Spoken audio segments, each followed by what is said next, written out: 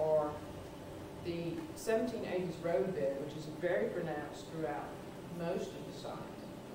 That we are going to go back and do some landscape treatments too to try to restore it to a 1780 road bed appearance.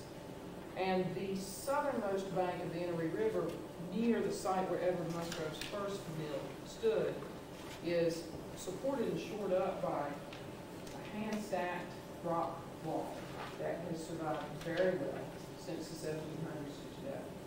But the rest of the structures are gone.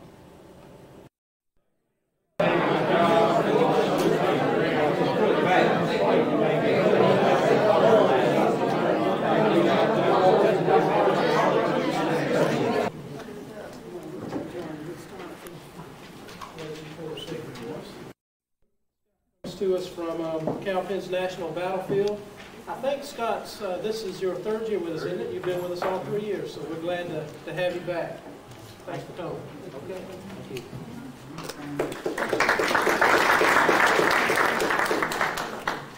I do work at Cowpens Battlefield, not Kings Mountain, but I'm not representing the National Park over at Kings Mountain, but I'm going to talk about Kings Mountain today. I grew up in western North Carolina, about 15 miles from Cowpens and about 30 miles from Kings Mountain. And I don't know if I wasn't listening, but I don't remember my high school teacher talking about either of them a lot. I had a textbook, and it was probably printed somewhere. They didn't talk about the Southern Campaign a lot. So I don't remember talking a lot about those battles in high school. I did go to the battlefields. Cowpens was just a wide place in the road, and they didn't even have all the acreage they have now. They had only about an acre at the time. Kings Mountain had the old visitor center, which is still there. It's a stone structure, and very small, and they use it as offices today. So I do remember going when I was younger. My father always said, well, you had people in those battles, or the Battle of Kings Mountain, and I didn't know who those people were until I come to find out it was my fourth great grandfather. Reasons, and hard to tell who was loyalist and who was patriot. Of course, I always say that this was a Scotch-Irish war. The Withrows were Scotch-Irish. They were known, of course, for their cabins that they had appropriated from the German and Scandinavians. It became a Scotch-Irish thing to build log cabins. This is a picture of a young Scotch-Irish, mostly Scotch-Irish woman in the early 20th century. Scotch-Irish were, one of the British members of Parliament said that Cousin America has run off with a Presbyterian parson. And that was very true, because the Scotch-Irish and the Presbyterian church were so, that church was so important in the lives of the Scotch-Irish. And you hear that some authors will say, well, the Scotch-Irish were just rednecks. Rednecks won the Battle of Kings Mountain. Well, the Presbyterian church was a very moderating influence on the Scotch-Irish too. And some were very much frontier people, but some were believed a lot in education also. Education was very important among the Scotch-Irish. I always like the story of the Scotch-Irish, which is probably a little bit prejudicial toward the Scotch-Irish. The Germans who came, with the first thing they would build would be a barn, and the English would build a house. And of course, you know what the Scotch-Irish would build versus steel. So this was a Scotch-Irish war. We can't leave out the German families either, and others. The French Huguenots, Francis Marion, especially in the back country, it was a Scotch-Irish war. I'm from Rutherford County, and it was part of Old Tryon County until just before the Battle of Kings Mountain. until it was divided in 1779 into Lincoln and Rutherford counties, and this is down where parts of Lincoln County, North Carolina, is today. Rutherford County is about halfway between Charlotte and Asheville, if that would give you a little better identity as to where it is. It was on the frontier then. We don't know where that fourth great-grandmother of mine is buried. We think she's buried at Britton Presbyterian Church. We can't find the tombstone. I think it's been destroyed. Here for North Carolina, yes. So they Wanted to be in South Carolina, so they're going to go around the Catawbas, and then they discovered they were off 10 miles. Yeah, yeah. So North Carolina gave York County, Cherokee, to South Carolina to make up for the error. And that area is called the New Acquisition. The New Acquisition, yes. Those New Acquisition reenactors come to Cowpens. Yeah, well, I'm president of that group. Oh, okay, good, good. Well, you have to mention them. Okay. Well, here is Sergeant James Gray. There's an old Methodist church called Gray's Chapel, and it's there near where James Gray settled after the battle. It's near where the Over Mountain men crossed the Green River, which flows into the Broad, coming out of Polk County, North Carolina. You can't tell it by this picture, but the county line between Polk and Rutherford County, North Carolina, goes right down the middle of this church. In the middle of the church. The people from Polk County sit on one side, and the congregation from Rutherford County sits on the other. But it's in that area where the Over Mountain men every year in their reenactment of the march stop at this church and this area. Now, the Over Mountain men, I had some handouts here, and I only have 24, and I know some of you are challenging the Over Mountain men, and I'm glad Frank went before me, because Musgrove's Mill is so important as far as the Battle of Kings Mountain. That's when the Over Mountain men were escaping from, that far into enemy territory, as he said. And that's when they began to organize. And they went back to over the mountains to Tennessee, Sycamore Shoals. There were men eventually came down from Abington, Virginia, and others, and this is when they organized. In some ways, Musgrove's Mill is very much like Hammond's Store, that battle before the Battle of Kings Mountain. How many of you heard of Hammond's Store? That's a lost site in near Clarendon, South Carolina, that William Washington really, it was akin to what Tarleton did at the Waxhaws. He really cut up some loyalists pretty good at Hammond's Store. And of course they knew that Morgan was in the area and came after. Tarleton came after. Kings Mountain is similar in that sense, in that Ferguson came after these Over Mountain men that were retreating and reorganizing. And he issued a decree somewhere warning that if they did not desist from their opposition to the British arms, and this is a famous statement, by the way, he would march his army over the mountains, hang their leaders, and lay their country waste with fire and sword. There's an author, Wilmer Dykeman, who wrote a little booklet on the Battle of Kings Mountain, saying, titled "With Fire and Sword." But this was not the thing to say to these Over Mountain men. Got to their pride, and it also threatened their homes and their families. So they organized to come after it. And a lot of the first conflict took place in Rutherford County, North Carolina, where I'm from. This is Cane Creek, and this is where my family was, Cane Creek Valley. This is where my family was living at the time. Cane Creek, you can't see down there, but There's stories about Marlin's Knob here. My father, a long time ago, and I on a hike up there. You can look down on the valley from that knob. Revolutionary War soldiers, I think 7 or 8 really, buried in that cemetery, including my great-grandfather and also 4th great-grandfather. Also, there's Thomas McCullough, who died of his wounds on the way back from Kings Mountain. And this is what it says on his tombstone.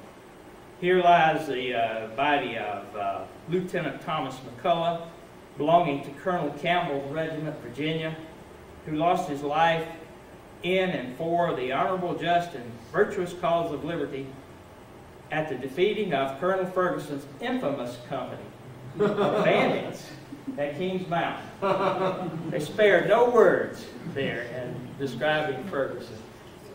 In this battle, you find a lot of propaganda, a lot of harsh words on both sides, and it was very Civil War. And I'm going to give you a copy of this letter, but Ferguson also wrote a letter he sent out to all the loyalists in South Carolina, that area, and North Carolina. This is what he said. Unless you wish to be cut up by an inundation of barbarians, see, he called the Over-Mountain men barbarians, who have begun by murdering an unarmed son before the aged father, and afterwards lopped off his arms, I don't know when that occurred, and who by their shocking cruelties and irregularities give the best proof of their cowardice and want of discipline. I say, if you wish to be pinioned, robbed, and murdered, and see your wives and daughters in 4 days abused by the dregs of mankind, in short, if you wish or deserve to live and bear the name of men, grasp your arms in a moment and run to camp. The backwater men have crossed the mountain. See, he refers to them as backwater men, not the over-mountain men. They've crossed the mountains. McDowell, Hampton, Shelby, and Cleveland are at their heads, so that you will know what you have to depend upon. If you choose to be degraded forever and ever by a set of mongrels, say so at once, and let your women turn their backs upon you, and look out for real men to protect them. Signed, Pat Ferguson, Major, 71st Regiment. So this was the atmosphere as Ferguson came into Rutherford County, and the historian of Rutherford County, Clarence Griffith, says that Ferguson invaded Rutherford County. He set up camp at Gilberttown, which was the early courthouse in Rutherford County. This is a scene at Cane Creek, and my family's log cabin was somewhere where that larger house is right there today. Beautiful area. The Over-Mountain men came in on where this rails to trail is now, an old railroad line that runs through part of Rutherford County. The road came pretty much there. They camped on a ridge. They commandeered the William Gilbert house. It's a little bit like Frank said. Who were the Musgroves? Were they Tories or were they Whigs? Well, who were the Gilberts? We don't think they were loyalists. William Gilbert was off in the colonial legislature at the time. And they took over his house. His wife was there, and some of his children. So they took the house, and the word spread that, well, William Gilbert was a loyalist because of this. But he wasn't, and he was exonerated of those charges later. But Ferguson camped on this ridge here in September 1780, and the Over-Mountain men came and camped at the same site. Here's the house of William Gilbert. Now, some people, it's not actually the original house. Some people say part of the house is the original house. You see the ridge behind it here. This is Ferguson's ridge, and Ferguson's army would have camped here, and Ferguson, this was his headquarters here in the house. at the time. Here's another picture. Doesn't seem like such a high ridge, but you walk up it, it seems a little higher going up there. This was Gilbert Town, where the house was, named after William Gilbert. And this was the county seat for western North Carolina, for Lawson County, which extended into what is today Greene County and about 4 different counties in Tennessee. So you can see why some of the people in the Over Mountain area wanted to organize into the state of Franklin and later became Tennessee. That was a long way to come to the county seat. That was the county seat for a large area in western North Carolina going into what is today Tennessee. But very important in this battle leading to Kings Mountain, there was a Major Dunlap there. His is a story in itself. Let me move that over just a little bit. Major James Dunlap was wounded there at Cane Creek in a skirmish with the Patriot forces under Ferguson. And they retreated further at the time, and he was recuperated in a house there that they had again commandeered.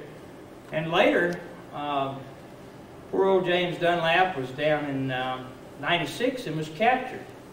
Well, guess where he was brought to again? He was brought back to Gilbert Town, and evidently when he was there before, he was so outspoken in his defense of the king that somebody murdered him again when he was there at, shot him while he was in bed there at the William Gilbert house. And so he's buried on the hill there. Queens Rangers of New Jersey, shot March 28, 1781. By the way, the Over Mountain men, it took them about 2 weeks to march from Tennessee over the mountains to Kings Mountain. And they camped at Gilbert Town 2 or 3 days before Ferguson. It was snowing in September as they crossed Yellow Mountain near Rome Mountain from Tennessee into North Carolina. There's about a number of inches of snow on the ground at that time. When the Over Mountain men and Ferguson left Gilbert Town, tracking him to Kings Mountain, they had to cross a number of little creeks. This is Mountain Creek where this dog is crossing. I was up on the bridge. He got to be crossing at the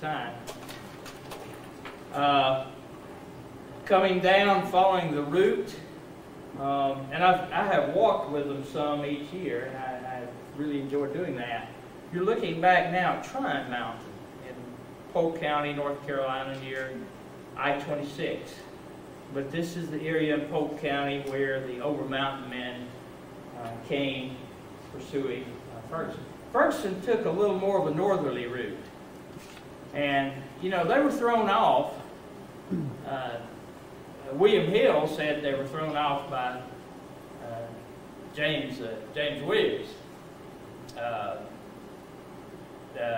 I've also heard that Ferguson sent wagons further south also to throw them off.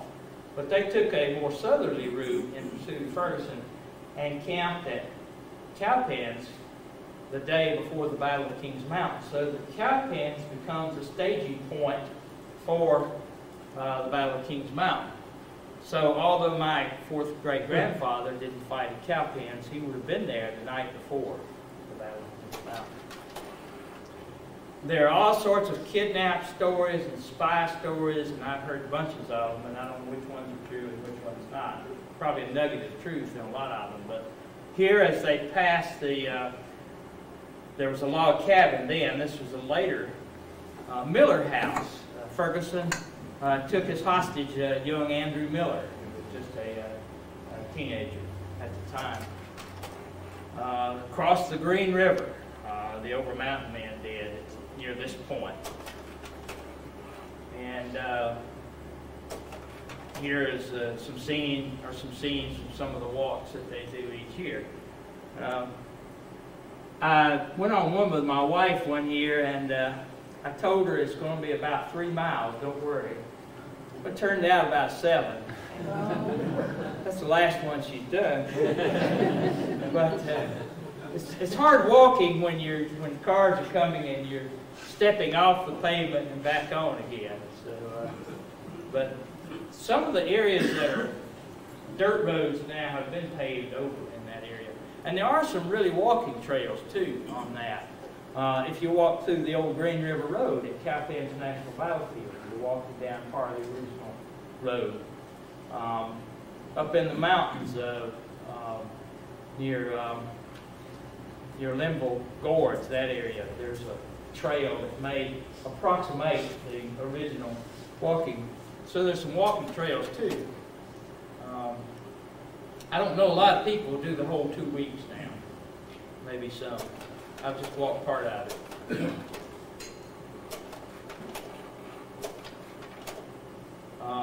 Coming from Dow County into Rutherford County. Now, I have found over the years that when people talk about Kings Mountain, I used to pass by a huge mountain when I was young on Highway 74, which is now, well, of course now we have I-85. And you see that mountain over there, and it's Crowder's Mountain. It's part of the Kings Mountain range. There is a range of mountains there. Crowder's Mountain is the northernmost part. I guess really smaller as it goes south. Kings Mountain is itself is one of the smaller mountains. But I could imagine seeing Continental soldiers in redcoats all over Crowder's Mountain when I was young. This is Crowder's Mountain here, and whoever that was there that day was looking off at Charlotte. You don't see that many clear days now where you can see Charlotte, but that's looking at Charlotte in the distance. And but Kings Mountain is not nearly that high. Looking at Draper's book, he has an illustration in there that shows not really Kings Mountain, but Crowder's Mountain. And a lot of the old books carry pictures of Crowder's Mountain, not Kings Mountain in the illustration. Kings Mountain is this little low-lying mountain in the background there. It's not nearly as high. And this old building, Dr. Bobby Moss, who authored the book on Kings Mountain, tells me that was the old post office, and it was a log structure. And I took this picture back in the 70s, and it's been torn down or moved many years ago. But this was on the road into Kings Mountain. Of course, you have a number of monuments up there today.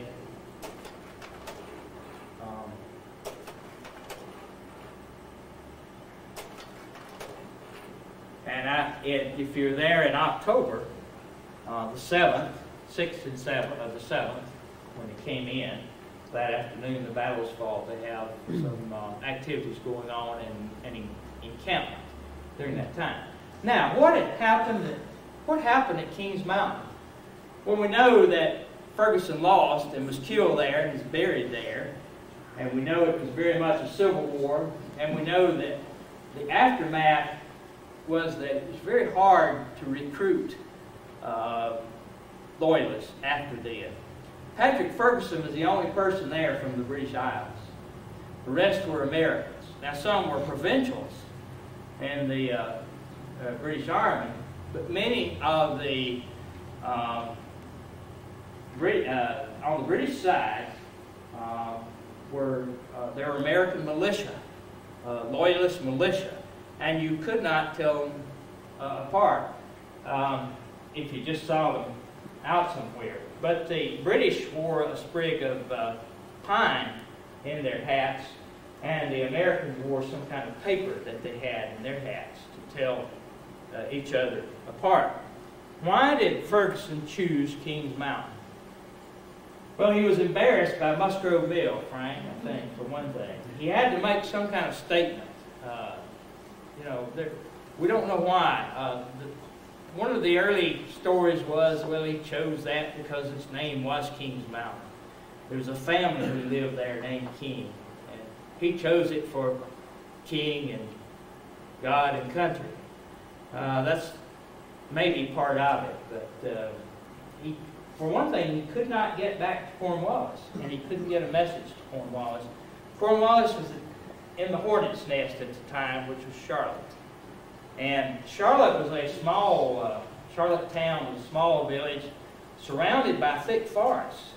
And the Scotch-Irish and some of the German militia had the roads really covered in and out of Charlotte town.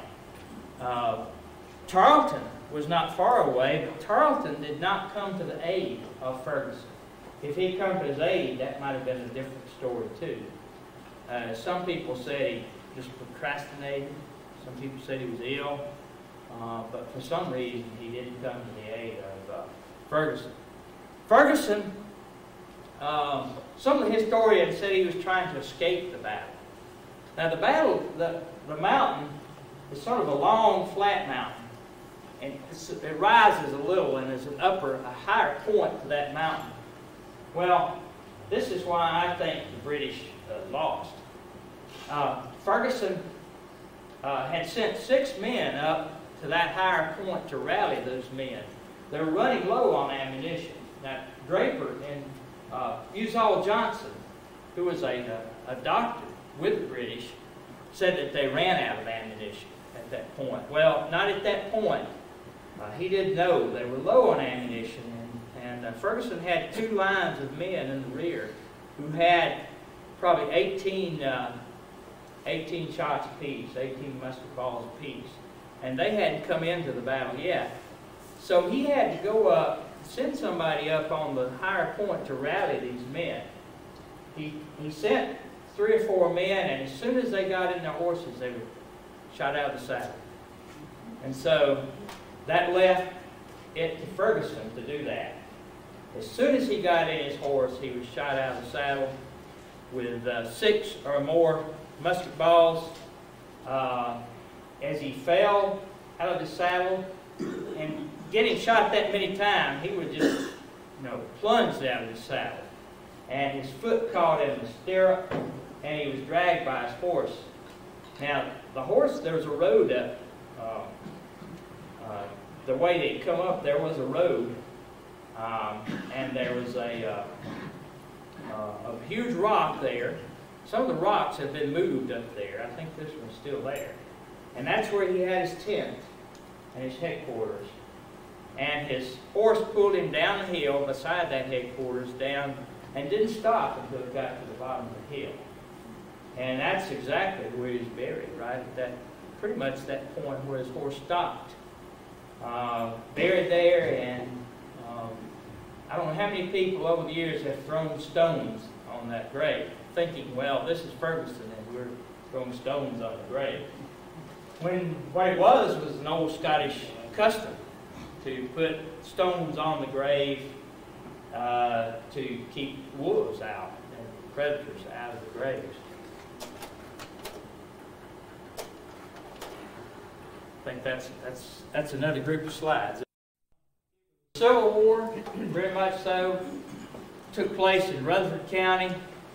It hurt recruiting for loyalists. At the Battle of Cowpens, later, one reason they said that Tarleton rushed the attack was he thought a group of Over Mountain men were coming, as had happened at Kings Mountain. What he didn't know, some of those Over Mountain men were already there. Now, not that many that fought at Kings Mountain were at Cowpens later, but some of the same ones were. There were some who fought there. I've never figured out exactly how many fought at Kings Mountain that fought at Cowpens also. And Hammond's Store was a prelude to Cowpens, as Musgrove's Mill was to Kings Mountain.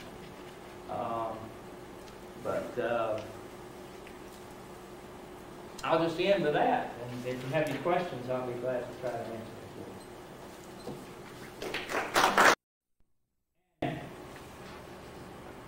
them. Ferguson had a silver whistle with which he directed his men.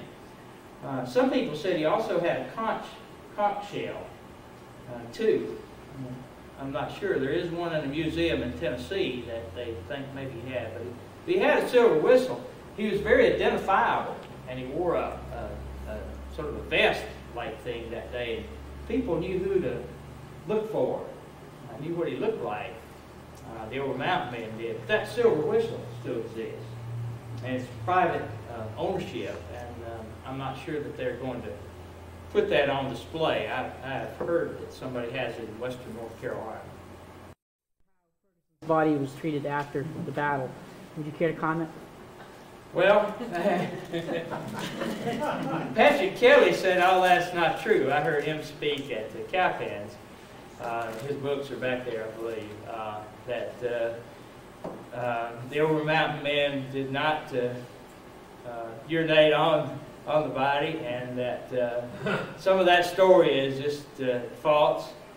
At one point, the body was supposed to have been exhumed, and I don't know what they were trying to find out, how many musket balls hit him or what, but Patrick O'Kelly says that's not true either from what he's learned, but I'm not sure about that one. I think at one time maybe it was dug up.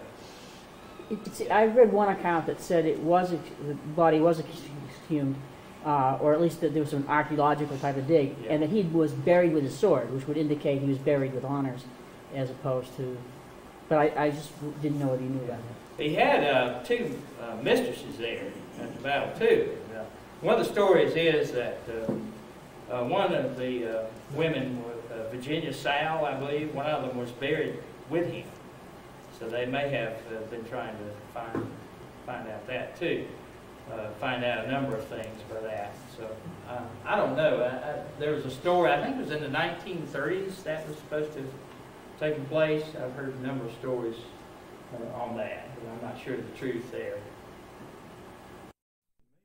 That a lot of times that the church that they were members of had an influence on whether they were going to be, which side they were going to take, and whether or not they were going to show up. You know, there were a lot of loyalists around Fair Forest Creek from that Baptist church there, but a lot of the Presbyterian churches were split. Just because you're Scotch-Irish Presbyterian doesn't mean you're a patriot.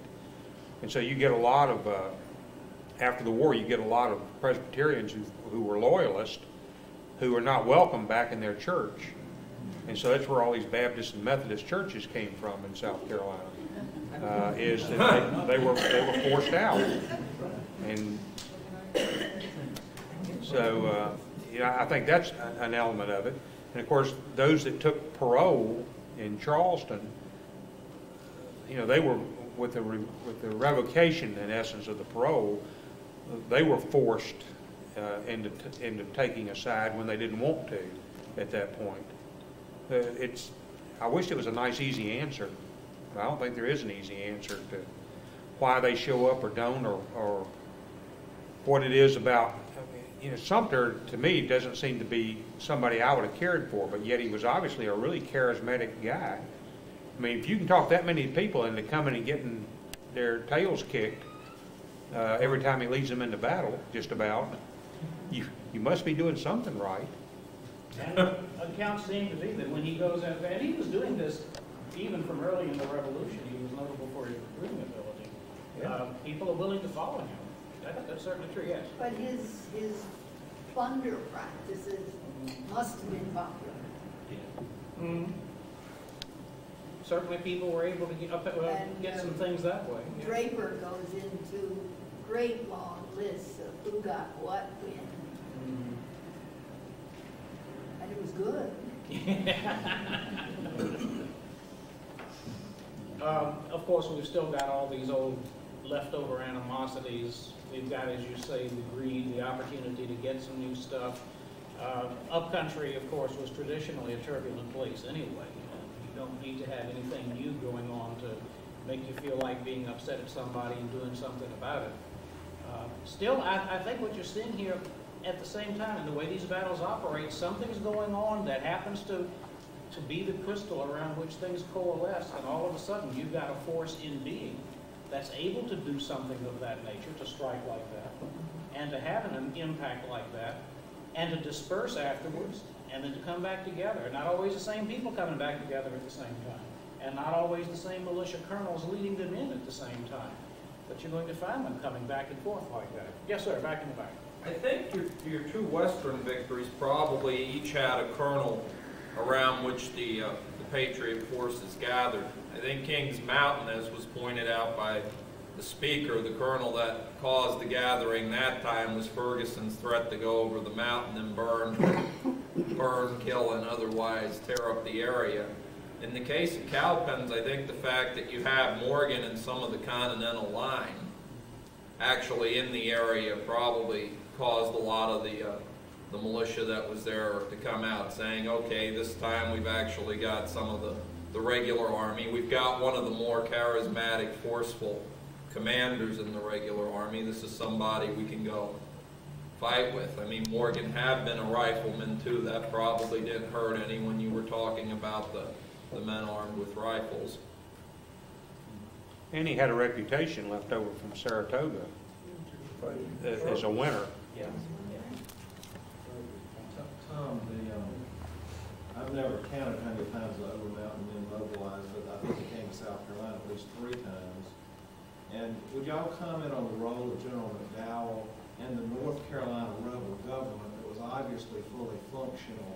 Because we've been focusing like these colonels just made this up on their own, but they had commissions, and they were obviously answering, I guess, to General McDowell, and they were answering to the rebel governor of North Carolina at the time. William, Shelby, and Clark took their marching orders from McDowell. They made the request. I don't think they would have moved into South Carolina if McDowell had not approved it. So they were pretty clearly answering to McDowell. And we believe that the messenger was sent from McDowell.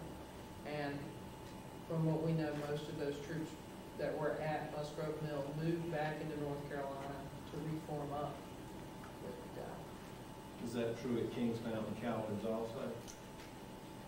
At Kings Mountain, it's my understanding that there was some disagreement over McDowell's leadership, and that's when leadership passed to Campbell. Is that correct? And I'm not sure what the beef it was with his leadership there. I got some of the McDowells mixed up. There are 2 or 3 of them.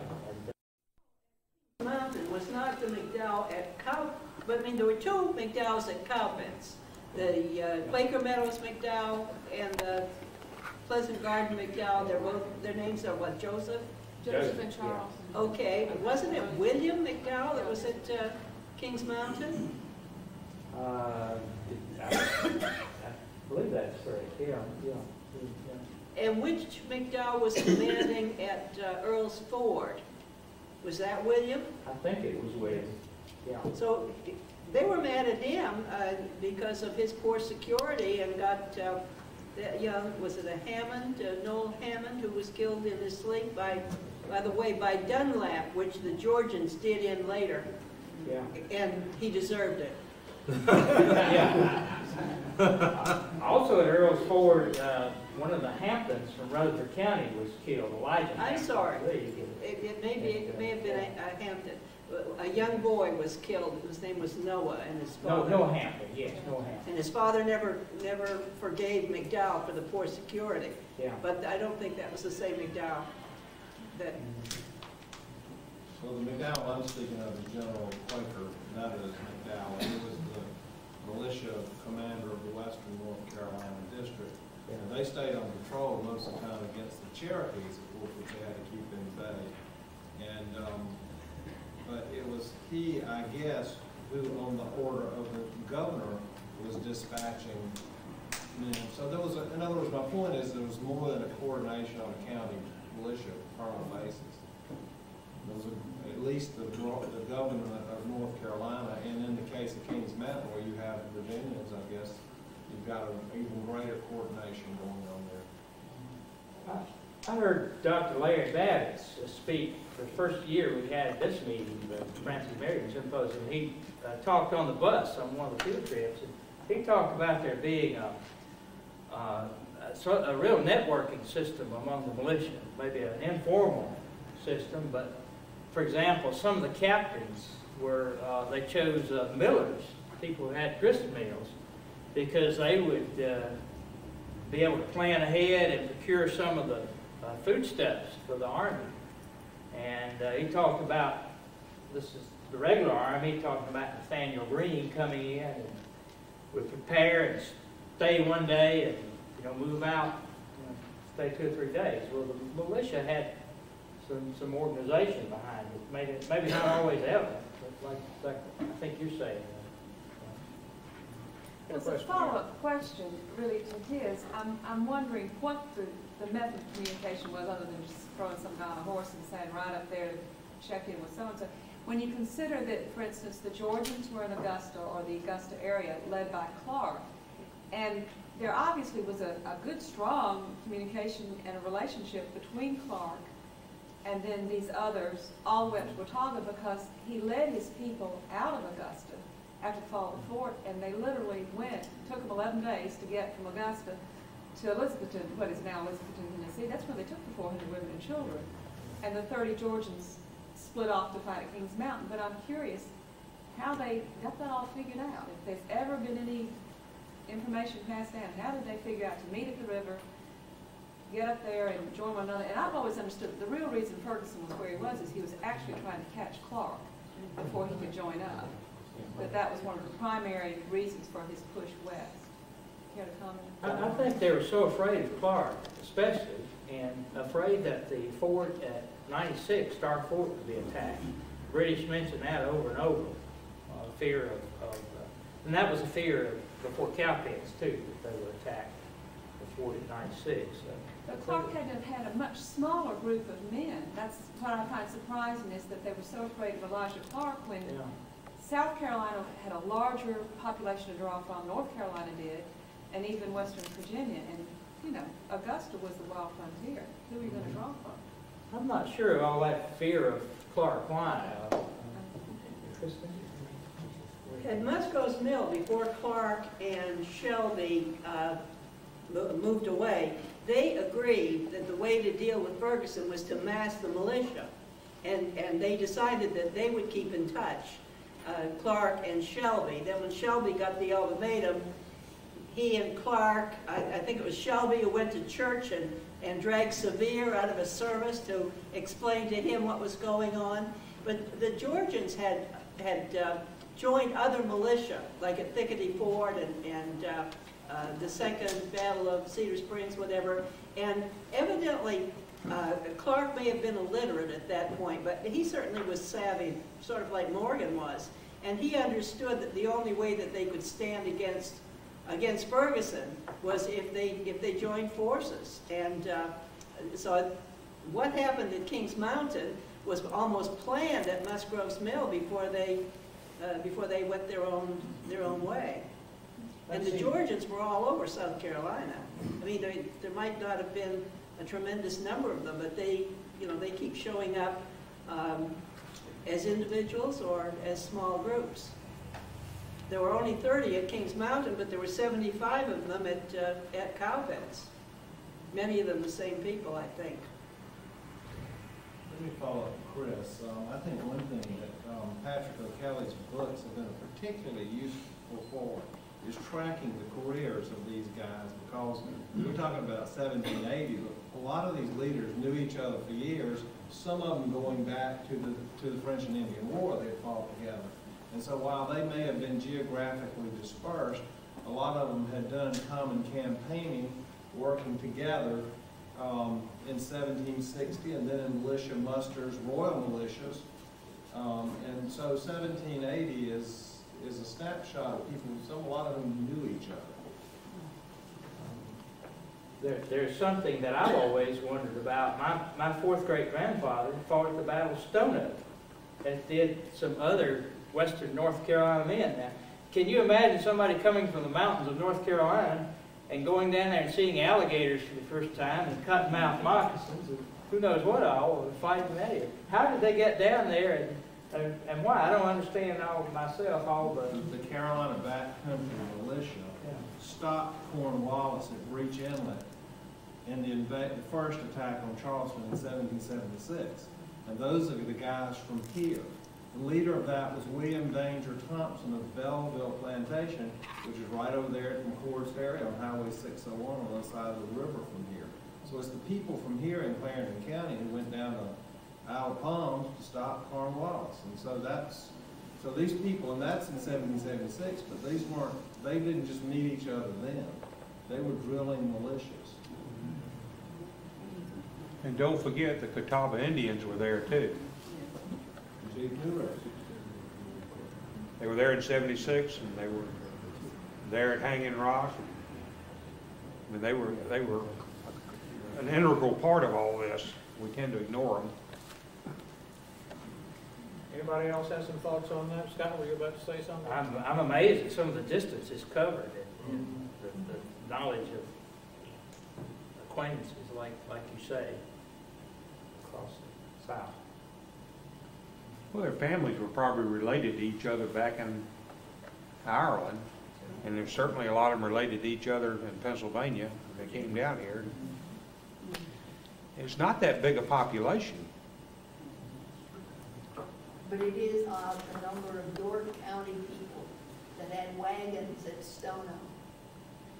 I don't know how you talk them into doing that, but I mean, it's in their audited account that they lost a horse or something, and they weren't in any regular regiment.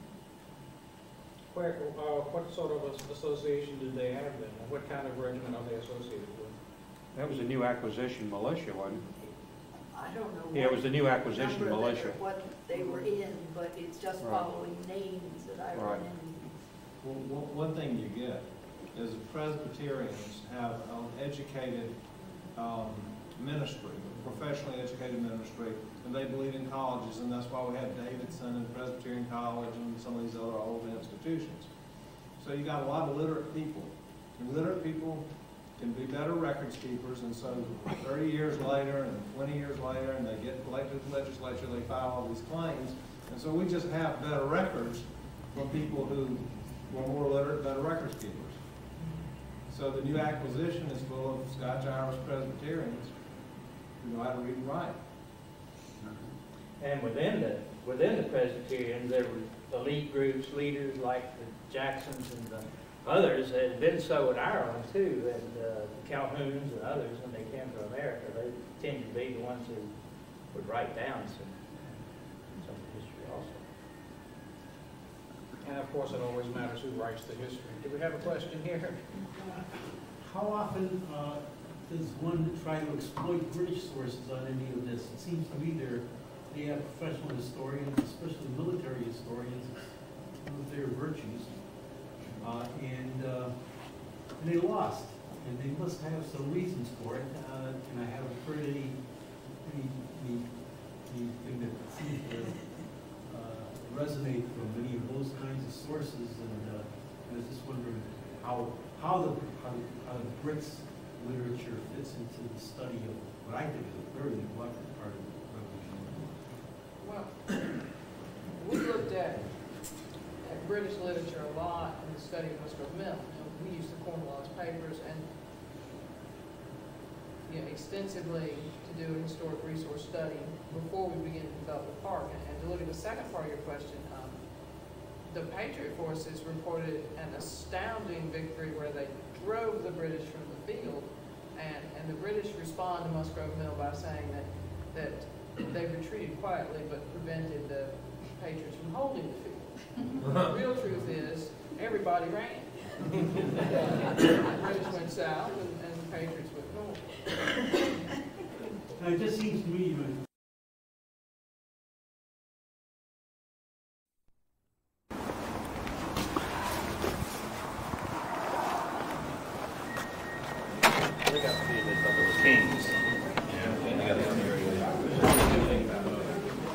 Yes, ma'am. Well,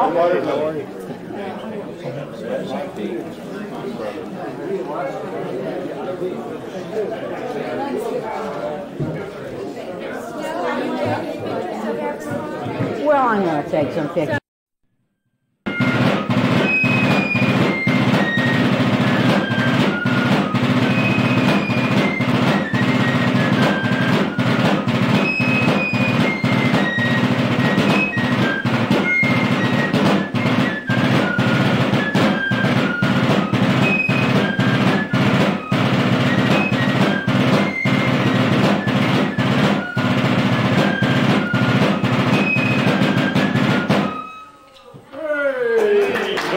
Good evening. What you just heard is what the troops heard every morning in the Revolutionary War. This is Reveille, only played by the Fife and drums and anybody else in the morning. Fifers and drummers had really a bunch of duty calls. We're going to do a few samples tonight. Again, this was Reveille, the first thing they did in the morning. There were about 3 other main groupings they had during the day. The troops, which means they assembled and had inspection. In the afternoon, they had retreat, which is not like the cavalry coming back across the hill. Retreat was everybody coming back and grouping in the afternoon. So we played a little tune for that. Then at night, they played tattoo, or also called tap-two. The tap-two word came, I think, from a Dutch word, and it was used at the end of the day when the guys maybe were at the taverns and they're trying to push the tap-two, quit drinking, and come back to camp. So that's kind of where that came from, and I think our word for taps nowadays came originally from that. So we'll go through and we're going to play, just like I said, a sample. Next thing we're going to do is country dance, which is what they used to play when they're getting ready to inspect the troops.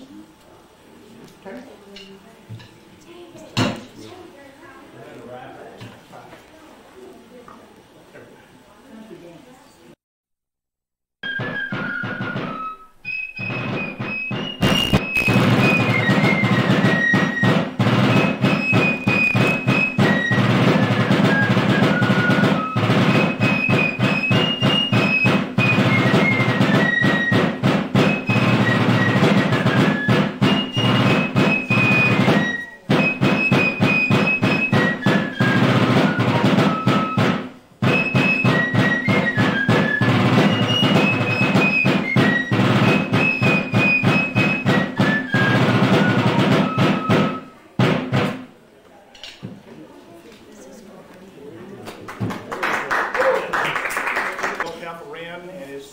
French derivation.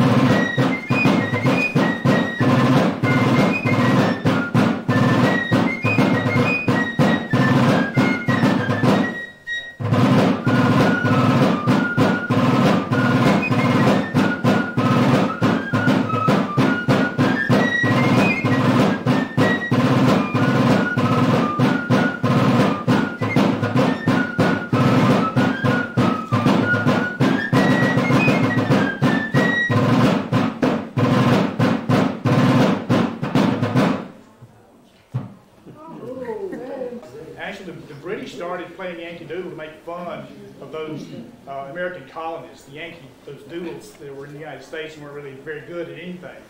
So that's kind of where it came from. Then the Americans took it up and they played it really just to throw it back at the British and make fun of them. Okay, so here we go, Yankee Doodle.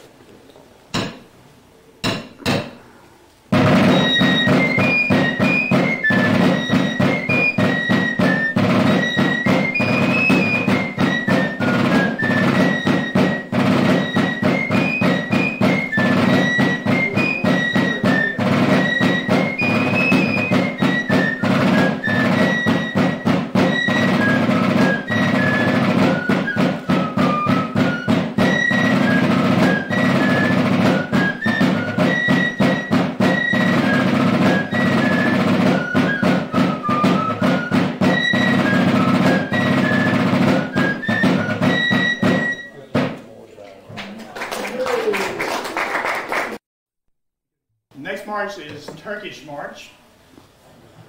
Okay. One thing, there was a lot of influence from Turkey as far as music in the Revolution. Cymbals were a big thing, big drums, and like that. So Turkish March kind of derives and gives you a flavor of some of the influences that the colonists were subject to. Turkish March.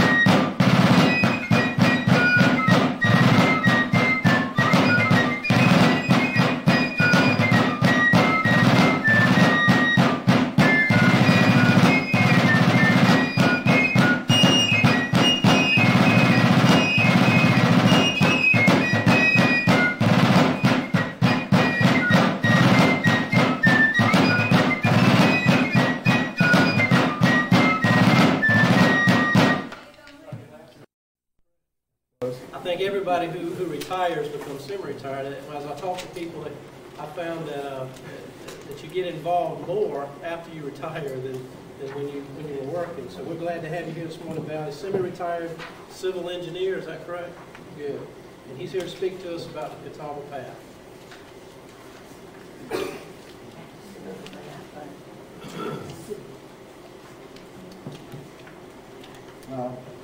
Y'all's theme dealing with Francis Marion and the Revolution fits right.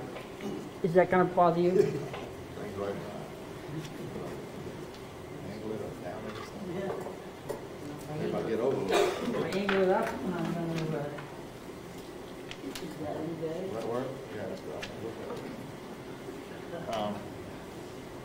Yeah, my general topic here deals peripherally with all this because what I'm going to talk to you about. Can we hear you a little better, please? Oh, yeah, that may be a problem. I need that bullhorn. I'll just try to talk up a little bit better. I'm going to talk about a man who made a journey through South Carolina in 1701. He started at Charleston, and he ended up in essentially Bath, North Carolina. He made a big horseshoe movement through the countryside, and in 1709 he published a book called A New Voyage to Carolina. And this story is not particularly well known, but it's significant that this book was published in 1709 and still being published. This is brand new right here. So there's a lot of interest in John Lawson. And what I did over the last 30 or so years was attempt to find out where Lawson went, because when he made his trip, he published a very fine journal of his trip talking about all he saw, the plants, the animals, the people, the countryside, but the man did not know where he was.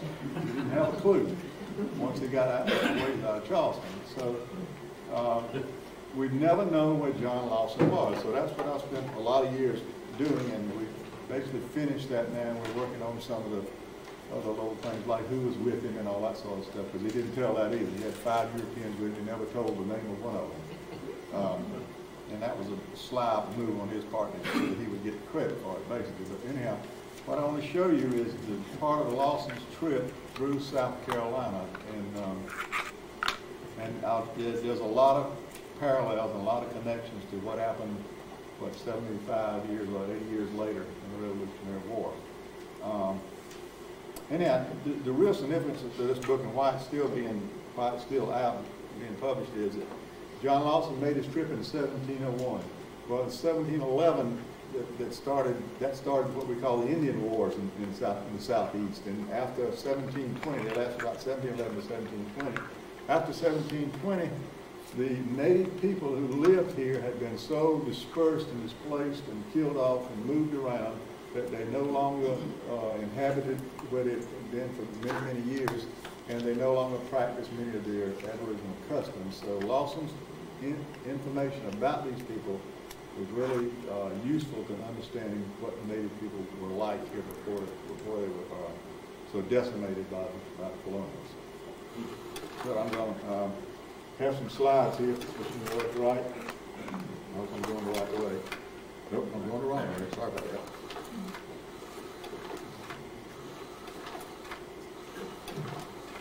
Okay, all right. Here's the front cover of his 1709 book. Published in London. It was published that year first, and then for a number of years after that by the people in London. It's also published in German and by the Swiss. Here's where we believe the pompous gentleman himself is. We just found this thing about 5 or 6 years ago, and one of these truckloads of material, art that came out of England, and somebody from art professor from East Carolina University saw this and did not even know who he was at first, but after getting the picture out and studying, the little card the man's holding in his hand says John. It's upside down, purposely.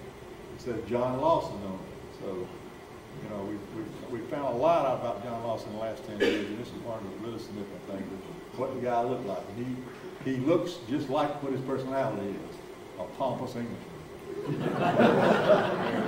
and hard-headed, but he was only, he was only born in 1675, so in 1701, he's only 25, 26 years old, very young. The time his pictures taken, he was taken at he was about 33 or 34. Now Lawson traveled from Charleston up to the Santee River, and then took the Santee River up, partially at first by boat, and then he walked the rest of the way.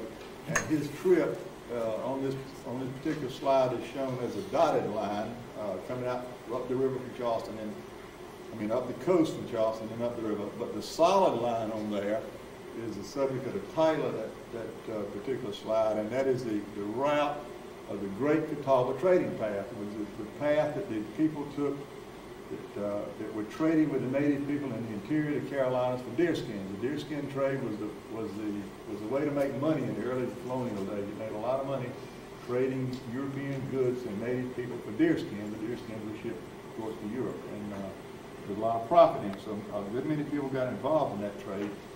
And the route from Charleston to the interior to Charlotte, basically, because Charlotte was the hub of native activity, probably the biggest native concentration of people in the country at the time.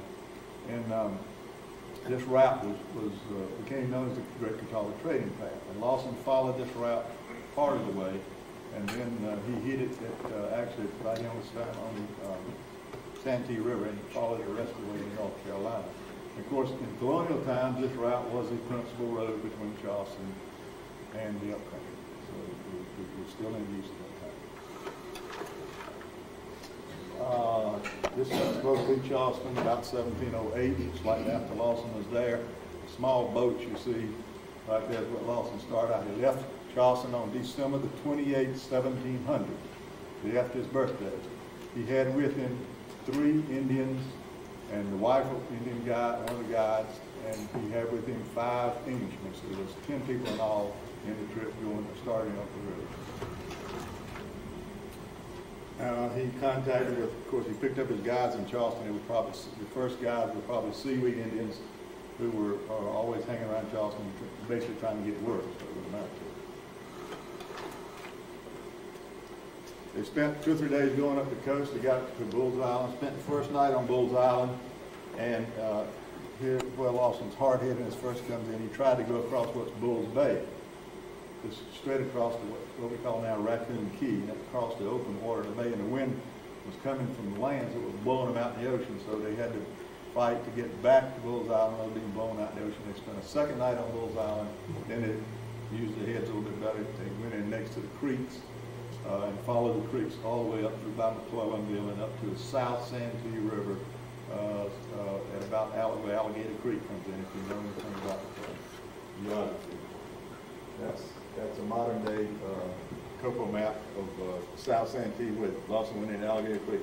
The mouth of the Santee is out this way. And then they took the boat and they went up the river. He says 2 leagues, which would be about 6 miles. That's probably further than he actually went. And they were rowing against the current. It was a flood time, and they were rowing against the current, so they had a hard time getting any distance at all up the river.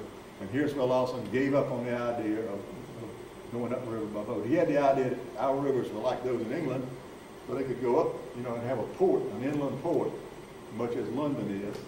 And he had fanciful ideas of real estate development. Anyhow, they gave that up. They got out on land right above, right at Wambaugh Creek, which was right above the, what's the plantation for, what's that big plantation there called? No, the one, Hampton, yeah, Hampton's place, yeah. Okay, they got right out above that, and they met some Europeans there who were settled there, and that was the, that's the South Santee. That's what that's the river they're going over. They met the Seawee Indians first, over on a deer hunt. They heard the cane being fired. They sounded like guns to Lawson, but they actually the Indians were burning off the cane to drive the deer, in a deer hunt. When they got off the river, they went up Wambaugh Creek to a man's name who Lawson called Monsieur Eugene. And who this turned out to be was Daniel Eugene, who was one of the French Huguenots and one of the earlier ones to settle on the Santee River He settled there in 1696, and his place is now called the Point Plantation. It's a part of, there's nothing left there, but it's a part of Symp National Forest down there, Francis Marion National Forest. Lawson spent the night with Mr. UG, and the next morning they walked. They started walking. They walked up the south side of the Santee River toward the community of Jamestown. And they spent all day walking. It happened to be a Sunday. And so they met a lot of people coming from church that day. And Lawson talked about people coming from church, and he talked about the church. And it's from Lawson's description that we know where the first Huguenot church on the Santee River was.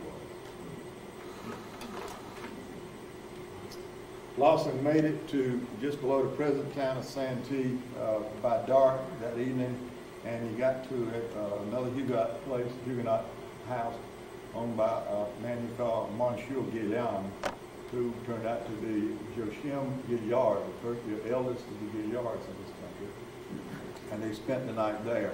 Now the route he traveled that day, we know where he started at Eugene's place, we know where he ended up at Gilliard's place. And by knowing this information, we were able to figure out how far Lawson walked in a day. The man was a terrible exaggerator in his book. He normally talked about walking 20 to 30 miles a day. Well, this was January, and they were only walking during daylight, so they only had limited hours to travel. And they walked less than 14 and a half miles a day on an average day. So that's one of the big keys we got in trying to interpret how far Lawson went every day and where he ended up. Without that, we would have been, and everybody before us has looked for these people, looked for Lawson's route. They've always used the 20 miles or 25 miles a day, so it's thrown them way off. But by knowing these 2 days together where he was on land, we were able to hem in this distance much better. About 100 and few years later, a man named Thomas Gilliard made a map of the original Jamestown settlement. And this is it. Move the podium to the side. Oh, I'm sorry. I'm probably going to get somebody's way no matter where I go. Now we can see the screen. Okay. Is it y'all all right here? Okay. Thomas Gilliard made this map in the early 1800s of the original settlement of Jamestown. And this shows the church and how they had laid out the lots and everything. Of course, the original settlement floundered because it got flooded frequently and they never did develop it right. But anyway, it was laid out, there was some lots bought and everything. And another part of the map he made was this, what is basically a blow-up of it, and he shows two creeks that look like a chicken wishbone there.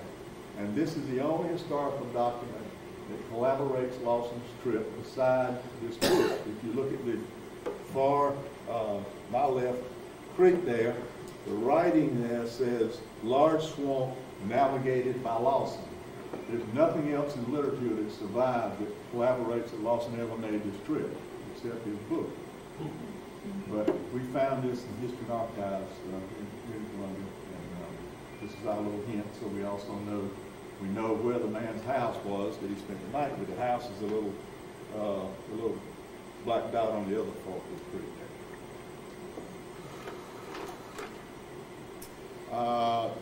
The next morning they got out and they crossed the Santee River in small boats, and the Santee was flooded, the whole swamp was flooded. They went across the river up a little ways, cut into the swamp, and got lost. And they had an Indian guide. He said he was lost. So what happened was they let Lawson and one other fellow out on a little high piece of land in the middle of the swamp, and the rest of them went to find land. And just before dark, the Indian came back, and he was drunk, so Lawson said he knew he'd found land. Got him with the Indian guide, they went to high land, and they came out at a house that belonged to the son of the elder Gilliard that spent the night before with. And his name was Bartholomew Gilliard. And he had a place on the north side of the river. He was trading with the Indians for deer skins over there. And there were 5 or 6 of the French Huguenots there. They all were pretty tipsy, I think. And Lawson, of course, doesn't admit it, but I think he got in the same fashion. And they decided they were going to travel about 2 more miles to the Indian town, which is in the community of Suttons on what's now called Weetee Lake. And so they got out, they left probably after dark. They walked a couple of miles. They had to cross Weetee Creek. And the guy in front of him, and then Lawson too, fell into the creek, trying to cross a log crossing probably because they were a bit tipsy.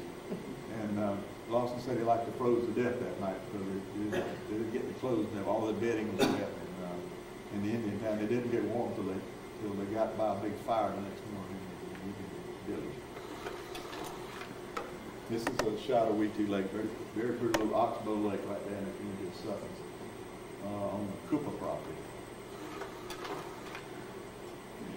Lawson left Weetee Lake the next morning and walked up, or tried to walk up the Santee River, but because the river was flooded, they had to take a detour, and they went around to the east about, he said, 10 miles out of the road, which is pretty close. They ended up that night in Gordine, where the railroad now crosses the road on the east side of the Santee River, off these 375 is the highway number. Spent one night there. The next night they walked the next day about noon, they crossed the road at Mount Hope Swamp, which I believe is some revolutionary engagement there at Mount Hope Swamp. So this is a picture of the road at Mount Hope Swamp. Now the road is in the exact same place it's always been. It's probably been there since, Mississippian times, 1,000 years ago. We don't think it's moved at all. It's the narrowest point across Mount Hope Swamp. It's not paved yet. That's what it looks like at the bridge. This is what it looks like right after you cross the bridge. We think this is the original native road up the east side of the swamp. And of course, it was still there in Revolutionary times. So it would have been the road that was used by the colonials. All right, a couple more nights, and Lawson came into what is now Clarendon County, which I understand Georgia want me to spend some time with, so I'll talk about this a little bit. This is a copy of Mills Atlas for Sumter District, which Clarendon was a part of.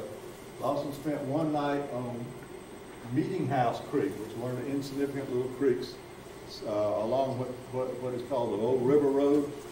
Is everybody familiar with the geography we're talking about here? Some of you are probably. It really helps to know the geography here. We spent a night here. All right, thank you. We got all this. Yeah. We spent a night here, one night right here.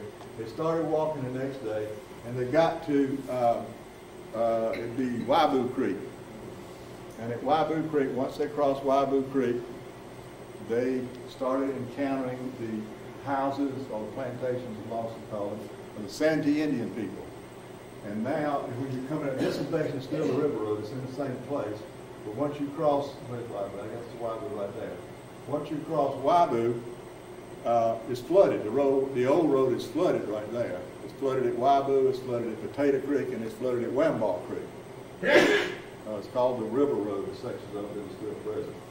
Now, Lawson crossed Waibu, came into the Indian settlements, and at just about a half a mile before Wamball Creek, he came to the king, what he called the king of the Santees, and he spent a long time talking with this man through interpreters, and he spent 2 or 3 pages in the book explaining about these people's culture, and it's very, very interesting because these people are undoubtedly the descendants of the people of the Mississippian culture in South Carolina, and it's my contention that this is the place where DeSoto in 1540 found the province or the capital town of Talnico of the province of Crutchfield.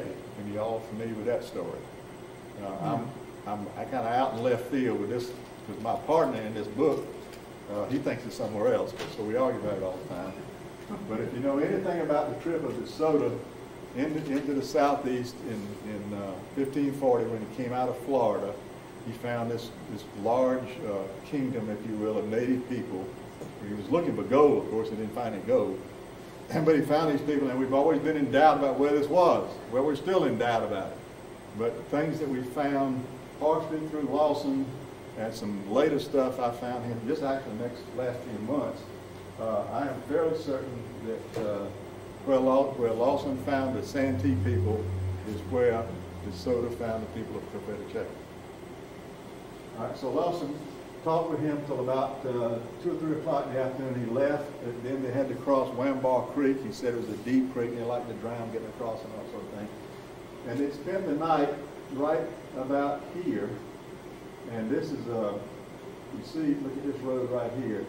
That road right there is the road coming from Charleston, known as Nelson's Ferry.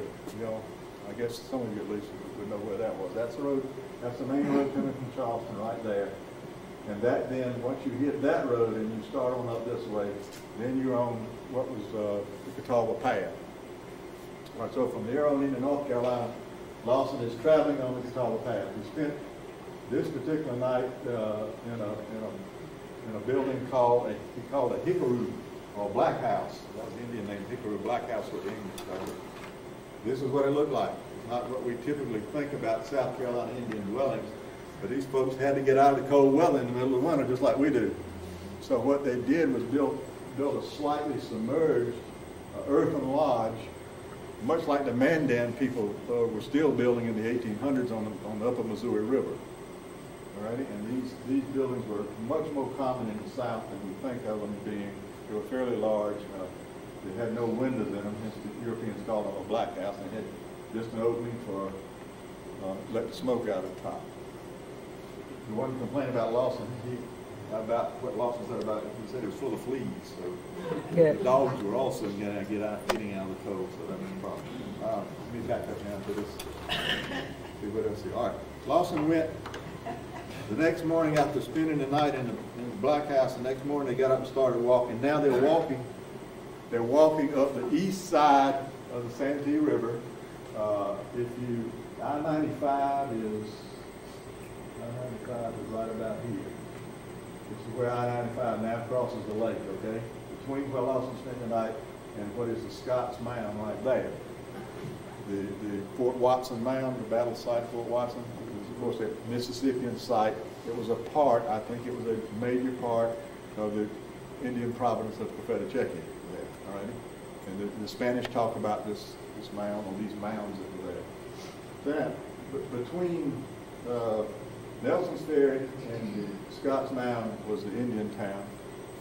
And Lawson walked up the road. He didn't actually see Scott's Mound because when you're walking on the Catawba Path and the later Colonial Road, you actually miss it about maybe between a quarter and a half a mile. It's stuck out on the edge next to the river there, and the path misses it. It goes up, crosses 301, goes on, winds on up toward around the edge of the Navajo Lake and up toward Jack's Creek. So he missed seeing it, but he knew that the mounds were there. I hope you covered this discussion with you. So they went a little bit further to spend the night below the Richardson Graveyard. That's another site y'all have mentioned. The Richardson Graveyard. They spent the next night just below that, and there's some very curious depressions along the road there that don't drain. And the only kind of depressions we usually have in South Carolina that don't drain are called Carolina Bays, right? But these things are not Carolina Bays, and they're still there, lots of them. And he said the road passed through the middle of one of these things, so we had to try to find the one that he's talking about. We think we found it. It's one that has been drained by a ditch now. But and he's going up this, what is now just a country road, and I can't even remember the number of the road right now. And that's the Catawba Path. It does go by the Richardson Graveyard.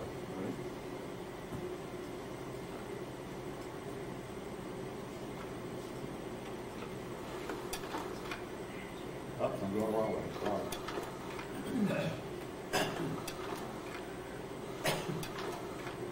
There's the Fort Watson Mound. Part of where I think was Confederate jacket that Lawson passed very close to. About 10 o'clock the next morning, Lawson came into a hunting camp. And the hunting camp was at another colonial skirmish site, I guess it is. It's at Halfway Swamp. It's right at Halfway Swamp. Halfway Swamp has some high ground on the upper side, and it's the place where the South Carolina Waterfowl Association now has their headquarters. And so anyhow, at this time, 1701, the Santee people were in a hunting camp there, and what they did is they would leave town in the fall, where they lived in the fall, and they'd go out maybe anywhere from 10 to 20 miles away from town. They'd set up buildings that looked like, basically like tents. See, this is not like their conventional dwellings. It looked more like a tent. And they would stay there off and on most of the winter and go hunting, go deer hunting. it's kind of strange that we kind of do the same thing, right? Only we limit it to weekends now. Our guys come to my place, they're there every weekend, you know, and the best part about the whole thing is they got a house to stay in for their hunting trip. But yeah, Lawson found this hunting camp, picked up a new guide and headed on up the river.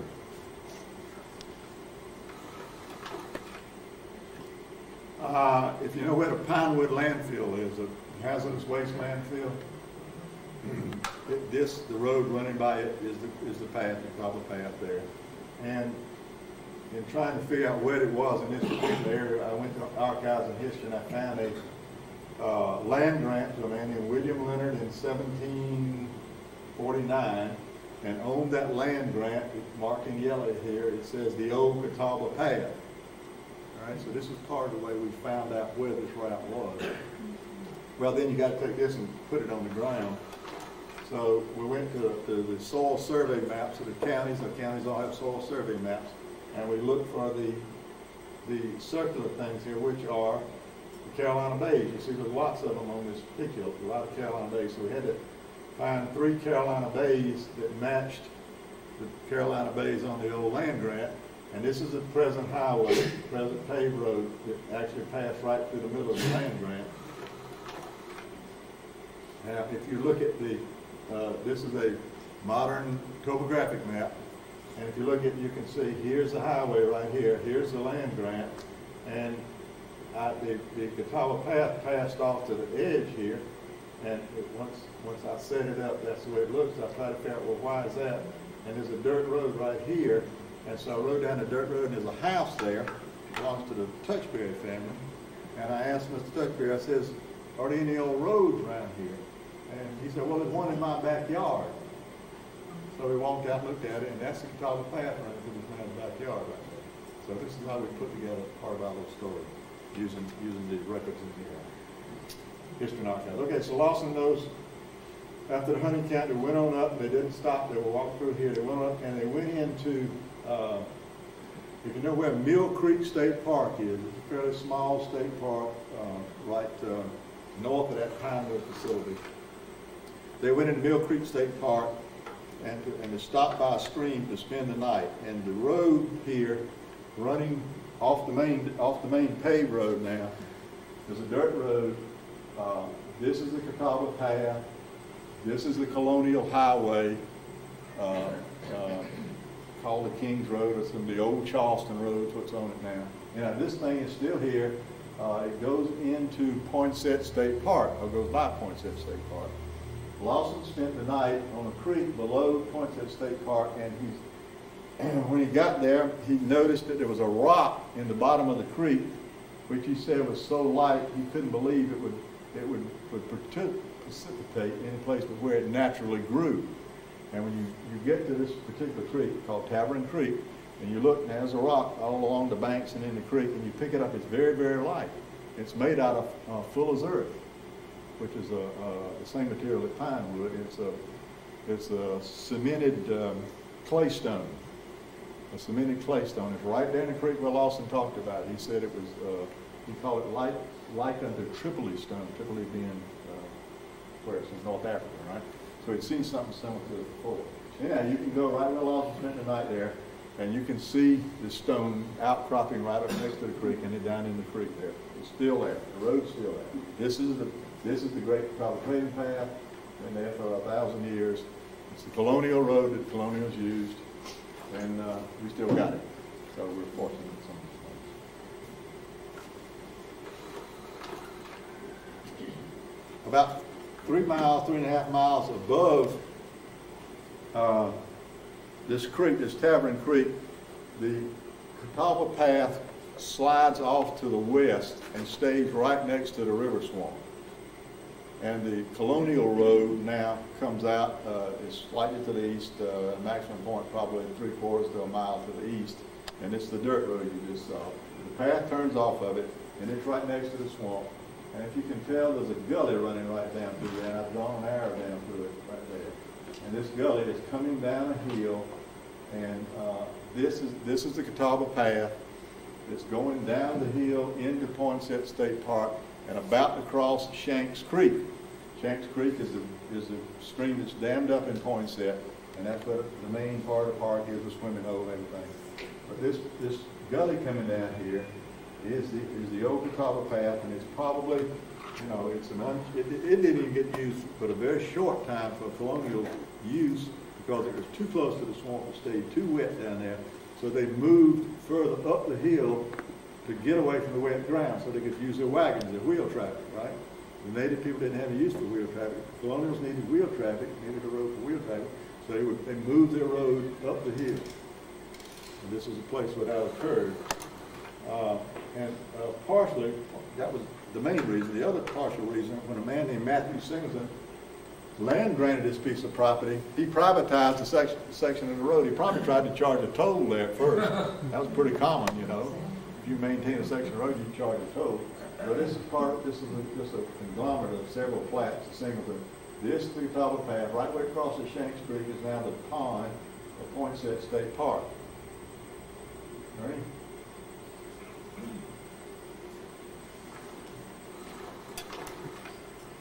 That evening, Lawson got to Poinsett State Park, and once you cross Shanks Creek, on the other side, there's a place they call the Overlook now for the park. And so they climbed up on this hill, and when Lawson got up on the hill, he said it was the most amazing prospect he had seen since he'd been in Carolina. And he was on this big hill overlooking the the Wateree and the Congaree swamps. And if you go up there today, you can see the same thing he saw. Go up in the wintertime, this is a summer shot here. You go up in the wintertime and you look out and you see the brown of the river swamp. It's brown, and on the other side, way over there, which Lawson said was 20 miles, we live but 5, you can see the green pine trees on the other side, but the swamp is all brown. And Lawson looked up to the northwest and he said there was an alf up there that looked like a sugar loaf. He was talking about Cook's Mountain. Well, Yancey McLeod has his place up there, all right? So the marks, the distinguishing geographic marks that Lawson saw, you can go right up on that overlook and see them today. That particular night, Lawson, they're at camp there, and he said, let me see if I can say it right, he said, he heard the most dismalest noise that ever pierced his ears, and he asked the Indian guide what that was, and the Indian guide said that was the lions and the tigers and the animals coming out of the swamp to hunt deer.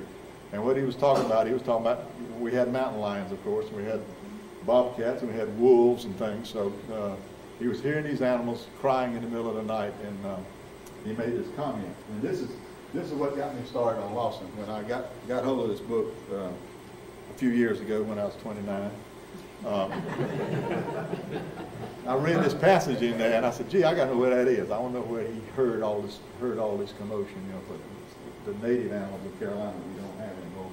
And this is where it was. This is up on the overlook at Poinsett State Park. You can go up there today and see exactly what Lawson saw there.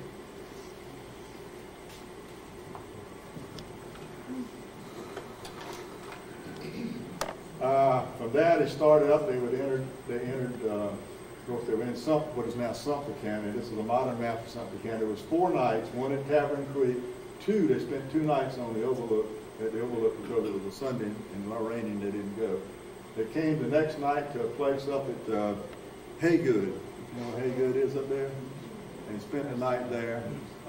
We had a hard time finding this, but once we did find out where it was exactly what he said. You know, it's just sometimes it's amazing what you can find by being on the ground and not just read something out of a book. They spent a night there, so there were 4 nights all together in Sumter County, and then the next day at noon they crossed over into what is now Kershaw County, right at Swift Creek. So the road, the Catawba Path crossed right here, right before Swift Creek goes into the swamp. The Colonial Road crossed there. The Native Road and the Colonial Road crossed right there. Later, the Colonial Road was moved up the hill to become 261. But early on, it crossed right there. And this is where Lawson found the Congaree Indian people. And this is the site right here. It's on the prison farm. It's on the South Carolina prison farm property. We've never been able to excavate it. We did a little bit last year, but it's an Indian town that probably was used for occupation over a long period of time, and we've never excavated. So it's one of the prizes we're left to do here. Lawson talked about the savannas right next to it. Yeah, it is right there, it's still there. He had talked about the women, how pretty they were, the Congaree women, how pretty they were in town there. And the next little clue we found was the 1734 survey for the interior town of Fredericksburg. If you know, the South Carolina legislature passed a law and took it upon themselves to grant, to lay out and thus grant homesteads to people that would settle in the interior. The primary reason being so they would protect Charleston from the native depredations, all right? So they were going to use these people for fodder, you know, to shoot it out at the Indians and not bother Charleston. Well, the first one is settled at Fredericksburg. We still have the original of this thing in History and Archives. It's one of the few we still have. And it's still readable, although it's fading. But this is a copy of it that St. Julian made of a survey. And the survey actually took in a very large area here. It goes all the way from below Swift Creek up to Sanders Creek. And the town of Camden is now right here.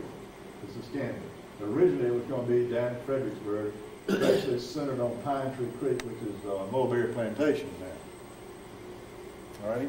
So, very fortunately, St. Julian, although his map really is terrible, as inaccurate as it can be, and obviously he didn't do much, it does show the Catawba path on that, so it was easy enough to pick up the Catawba path off of the 1734 plat. Here's Blanding's map and Smithsonian map, which shows, I put the Catawba path on it, shows the Indian town, it shows the mounds there on the river south of Camden, it shows the city of Camden. This is the Catawba path that passes through the middle of Mulberry Plantation, right south of Camden. It's just an old farm road now. But you realize that road's been there probably 1,000 years right now. Here's the early land grants in the area, which also we used to pick out where the path was. The path shows on many of the land grants. So we picked out the path from the land grants. The path goes through the middle. Broad Street in Camden is the Catawba path, all right? Street road right straight up through the middle of Camden, that's the Catawba path. Lawson went up through this about one morning, about 10, 11 o'clock in the morning. He passed through the town of Camden. Probably stopped at Hardee's for a All right, north of Camden, Lawson spent the next night on Gum Swamp, which I noticed is a real neat picture somewhere on the wall that I've never seen before. He spent that next night on Gum Swamp, and the next day they got up early and started walking, and at noon on Friday, January the 17th, 1701, Lawson ate lunch on that rock right there. It actually went it goes all the way under the road. There you can see the rock outcrop right here. This is on the what is the road called? Hanging Rock Road. Flat Rock Road. Flat Rock Road, I'm sorry, you're right. Flat Rock Road. So they ate lunch here, and that night they went on to Hanging Rock Creek. This is the Catawba path goes straight up through Camden, and then above Camden it turns off, what is that, 5 miles above town, 4 or 5 miles, it turns off on a little country road called Flat Rock Road. And it winds on up there through the hills there and comes out in Heath Springs. And do it so this is the road right here. This is one of the landmarks we picked out that Lawson talked about on the road. Lawson spent the next night in Hanging Rock Creek, where we had the Battle Revolution. And one of the neat things about this is we found out there's two things that put us on the trail here. One is a 1752 plat to a man named McGee, land grant to a man named McGee, which showed the Catawba path on it, so that clicked us in. And then 2 years ago, we found an unpublished manuscript in the University of Virginia from a man who had come down the Catawba path from Petersburg, Virginia in 1698, 3 years before Lawson did. And he wrote about it, and he spent the night right here. He called it High Rocks Campground, or High Rocks Camp. He named everything. Some local, something caught his attention, he would name it.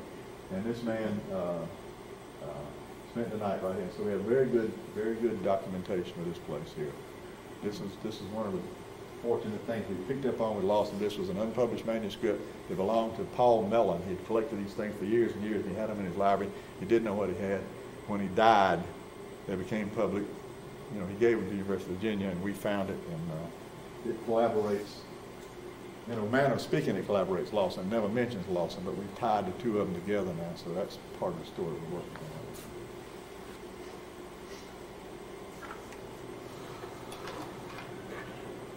Lawson went on up through the east central part of Lancaster County, east of the town of Lancaster.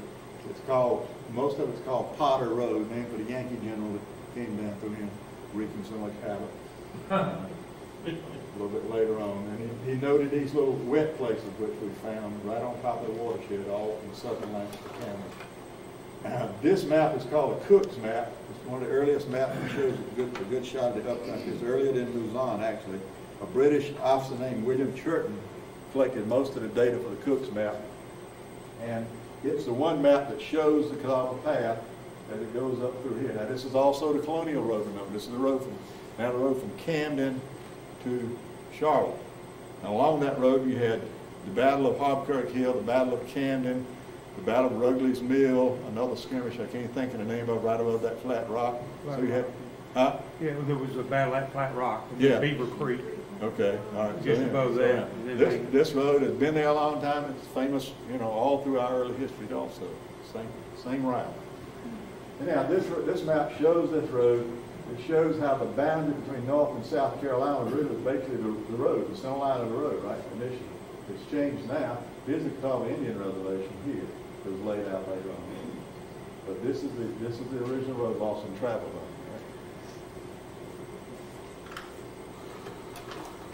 George, how am I doing on time? I think about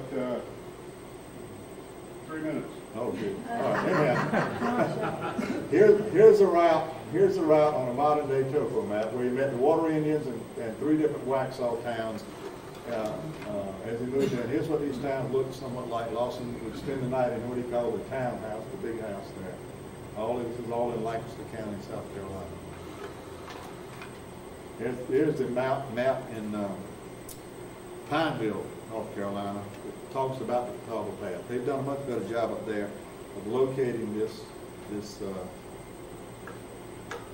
route than we have in South Carolina, but they only knew parts of it. Now we finished our story as far as locating the Catawba Path, and now we're working on the rest of Lawson's stuff, if you will, about who the people were with him, you know, what happened to him after that, who his children were, and all that sort of thing. We hope to have this story published a few years.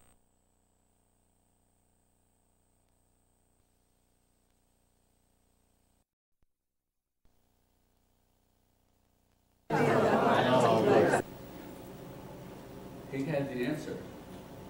He was not going to sign a paper to be loyal to the king. He was going to fight the British.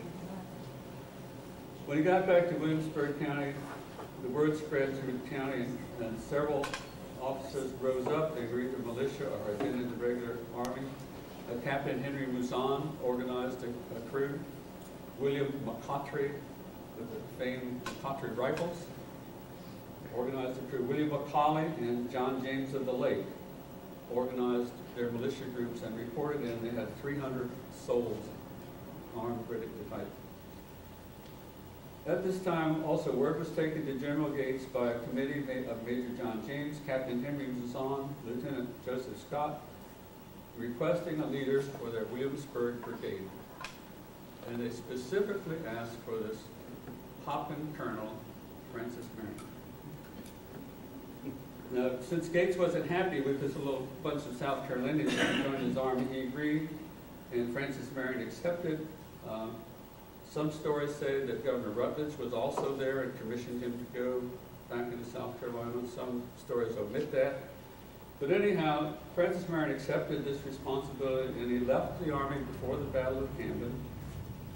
And William James, we all know William W. James, right?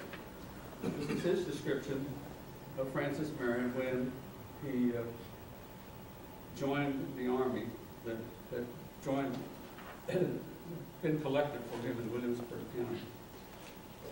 On the 10th or 12th of August, General Marion, he wasn't quite a general yet, but later he was, General Marion arrived at the post at Lynch's Creek, commissioned by Governor Rutledge to take the command of the party there, and a large extent of the country on the east side of Santee.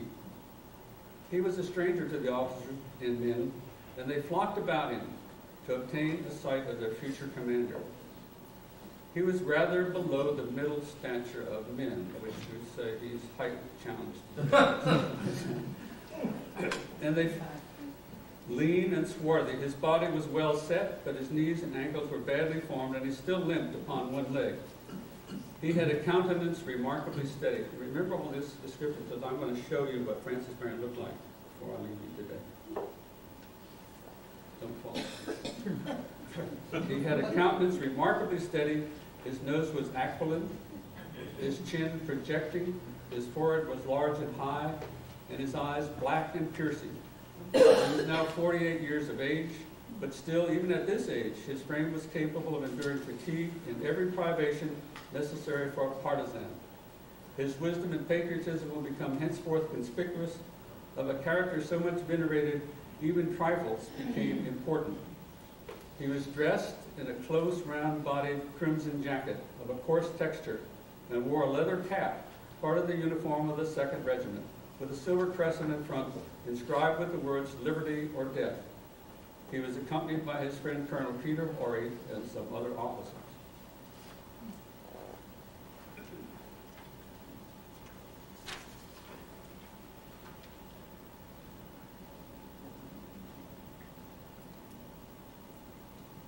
Next, what happened was the second calamity in South Carolina, Battle of Camden, 16 August.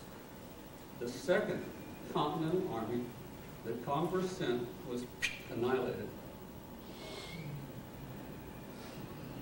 And the famous part of that story is Horatio Gates made it from Camden to Hillsborough in record time. Nobody's beat his record since. Yeah. But the army was totally annihilated. Catawba was killed. The Continental part of the army held as long as they could, but the militia ran off, as they sometimes did. The next stupid thing that the British did was send Major James Weems of the 63rd Regiment, plus a band of regular Tories, a total of about 600 men, down into the Santee to punish them. Major Williams was ordered by Cornwallis to punish the Whigs along the PD. On the 20th of August, he crossed the Black River at Benbow's Ferry and began his scorched earth campaign. Y'all know about Major Williams? No. I'm glad I'm here. On the 27th of August in Kingstree, he met by a force of John James's little army. They had a skirmish. I don't think anybody won that one. He proceeded eastward to burn Indiantown Presbyterian Church, which he called a sedition shop, because the Anglicans, the Anglican Church were the good guys, and the Presbyterians, being Scots-Irish, were the bad guys. So they burnt that church, and he went on to Georgetown. Now, in the week or so that he was active scorching the earth, he burned 50 plantations. He killed 30 men.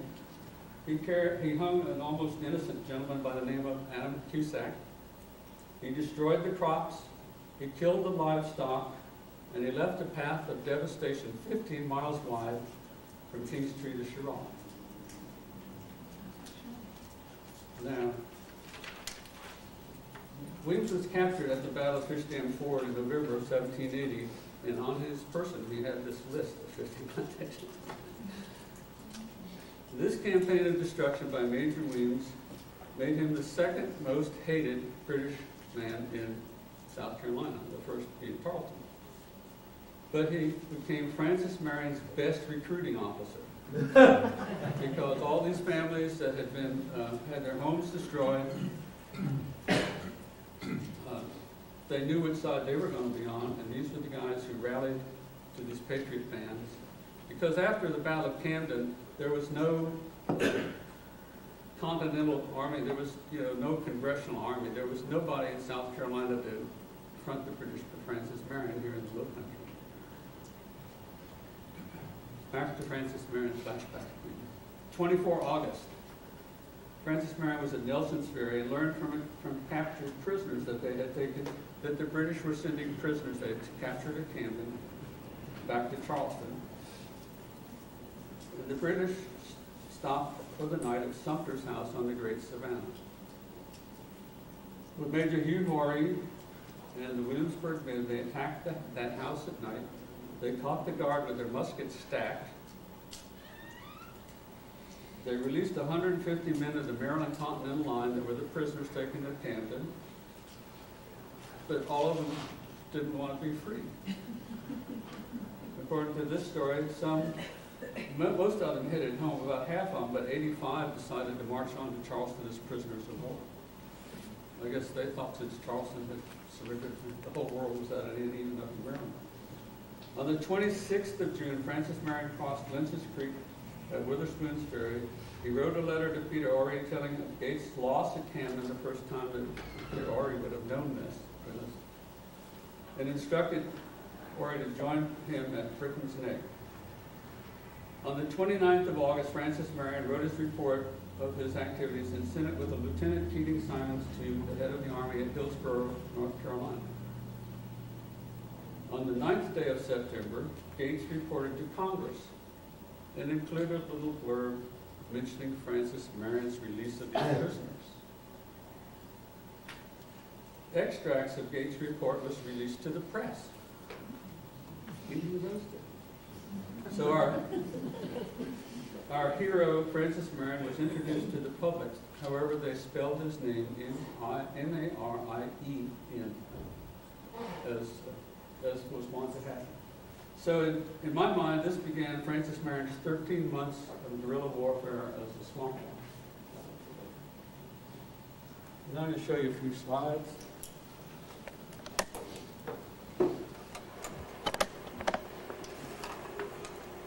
For those of you who may not know, this is Boris' 2nd South Carolina Regiment recreated. Funny little leather caps. I thought Puckett would have been in there, but I don't see Puckett. He'd be easy to spot. Yeah. Here we are. Again, I don't see Puckett in that group either. One of the little hats with the silver crescents. One reenactment we did at Williamsburg, and at that moment in time, I was the commander of the 2nd Regiment, and we were brigaded with lots of other Continental reenactment units with their 3-corner hat. And we stuck to the manual, the British manual of 1764. And the rest of the guys used von Steuben's improved manual. So, and we had our funny little hats and everybody else. So we had a big formation, and the guy the colonel out in front gave the order, the order arms, and the guys went boom, boom. We went boom, boom, boom, boom, boom. And several other commands that 1764 manual had a lot more movements than von Steuben. So after that display, people came into our camp and they wanted to know why we were different. So it was a great public relations feature. The colonel for that formation was a guy from Virginia, and he told us to do it just like we did the last time. Well, I wasn't there the last time. So he wanted us all to do the von Steuben drill movements. But it turned out to be a spectacularly wonderful thing for the 2nd Regiment that year. Now, here's a historical marker that tells Francis Marion was actually born. He was a real person, not a figment of our imagination, and a hero magnified by Parson Weems. This is where he's buried, on Belle Isle Plantation, Brown, where he went after he hurt his ankle, his brother's plantation, Belle Isle on the St. T. River, now somewhat underwater. Now, I'm going to show you what Francis Marion really looks like. There he is. Does that agree with what you thought? Did you know that existed?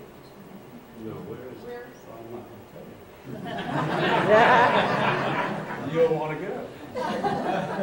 It's a bust that was a lady did, and it's in the library in Georgetown, South Carolina, and then historic.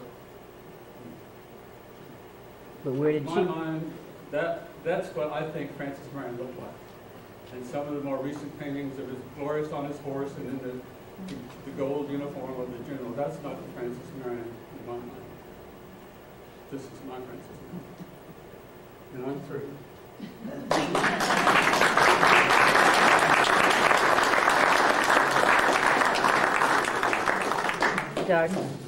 Doug, that bust, that's modern though, isn't it? Ma'am? The bust is modern, is it not? It's clay, yes. It's modern, it's done recently. She's saying modern. Modern. Modern. Where are you from, child? You know where I'm from.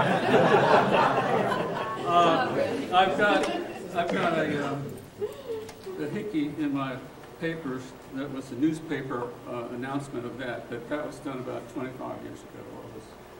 But the person who did it never saw the general. No. Oh, is that what he's trying to? Yeah. Yeah. Actually, according to this newspaper article, the lady who did that, modeled it after one of those paintings of Francis Marion that's on the wall. But I think her rendition was better than what she was talking about. You want me to leave that up there? Reproduce them without handling the old books. And we're a private non-profit, so what are our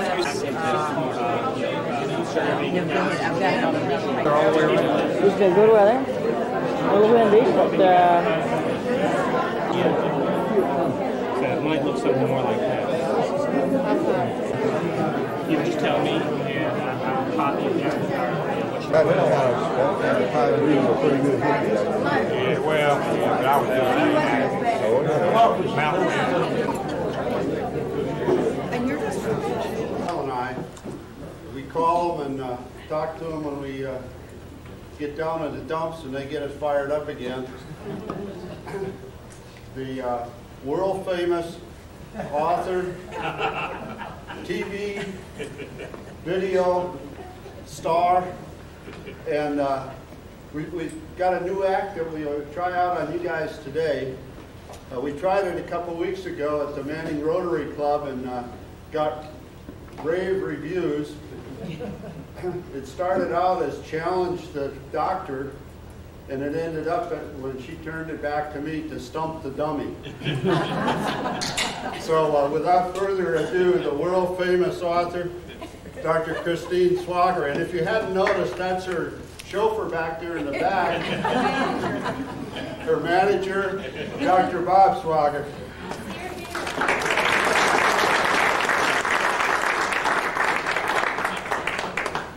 If you look at your schedule, you'll see that the congressman is supposed to be in this slot, but he's running late. And so I'm going to start. And if he should come, I will stop and pick up after his remarks. I started my career as a first grade teacher, and having been a first grade teacher, I can handle about anything. I want to talk to you today about what you're going to see on the bus tour and what happened at these spots. So if you'll get out your map with the numbers on it, I'll talk about particular events and tell you the number of the bus stop.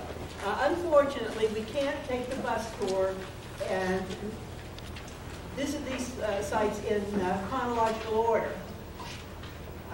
But I'm going to do this in chronological order, and I'll tell you what numbers that they refer to. Now, you've heard a lot today about what happened at the Battle of Camden. And we're focusing this week on the 225th anniversary, what happened in 1780. And not an awful lot happened in Clarendon County before the Battle of Camden. So we're going to focus on what happened in the last part of that year. Now, I am not an historian. I am a storyteller. And I got into this business because I taught teachers at the university. And they said, do you know, when we teach the American Revolution, we assign as outside reading Johnny Tremaine and My Brother Sam is Dead. And they're great books, but that's the way the war was fought in Philadelphia. That's not the way the war was fought here. And they said, somebody needs to write for our students. Now, my colleagues who were historians write for other historians, and they don't write for teachers. And so they kept saying, well, Chris, you do it, and we'll help you, and we'll make sure that you don't do anything stupid. So I have a lot of friends who are serious historians, and they keep me straight. But I want to tell you some of the stories. Some have been mentioned before, and some have not. But these are the sites that we are going to see. And the first one that we're going to see is the area just this side of Nelson's Ferry and Sumter's Home, the Great Savannah, and the Battle of Great Savannah. Now, you already know that in the Revolutionary War period, the British had a port at Charleston. They had a headquarters at Camden. And to get their supplies from Charleston to Camden, they came up, usually through Monk's Corner, to Nelson's Ferry. I can never read those things. Roughly into here, I believe. And crossed the river at Nelson's Ferry. And from there to Camden, the road pretty much followed the Catawba Trail and followed the river system up to Camden. And much of that is right through Clarendon County. After the Battle of Camden, and Marion heard about the prisoners that were being taken to Charleston to put aboard ship, because Cornwallis was concerned about smallpox. And that's why he was getting the prisoners out of Camden. Moved them down. Now, there's some conflict about how many people he had riding with him. Pat O'Kelly says over 100. The British account says that Marion had over 100. Rankin says he had about 52. He attacked at night, and George has already determined that all of Marion's night attacks happened when there was no moon. I thought that was interesting. I don't know how well he arranged that, but it seems to. Well, he attacked in the middle of the night, and he attacked on 3 sides. And he almost always attacked on 3 sides. He very rarely surrounded his enemy. And his account is that if you surround your enemy, they will fight to the death. And it would increase the danger to his own men. And one thing that we know, well, from James and also from Light Horse Harry Lee, Francis Marion did not like to take casualties. The only bloodshed he wanted was the enemy's. He was very protective of the men who rode with him. So they attacked on 3 sides. They got to the stacked weapons, and the soldiers who were accompanying the prisoners were regular British soldiers of the 64th Regiment of Foot. After this happened, Cornwallis was embarrassed. I mean, these regiment, this 64th, serious soldiers. And this group from the swamp had taken back the prisoners. Marion moved off, and we have some battles that are outside of Clarendon County. One of them, of course, is the Blue Savannah, where he took on Barfield and tore up the Tories pretty well.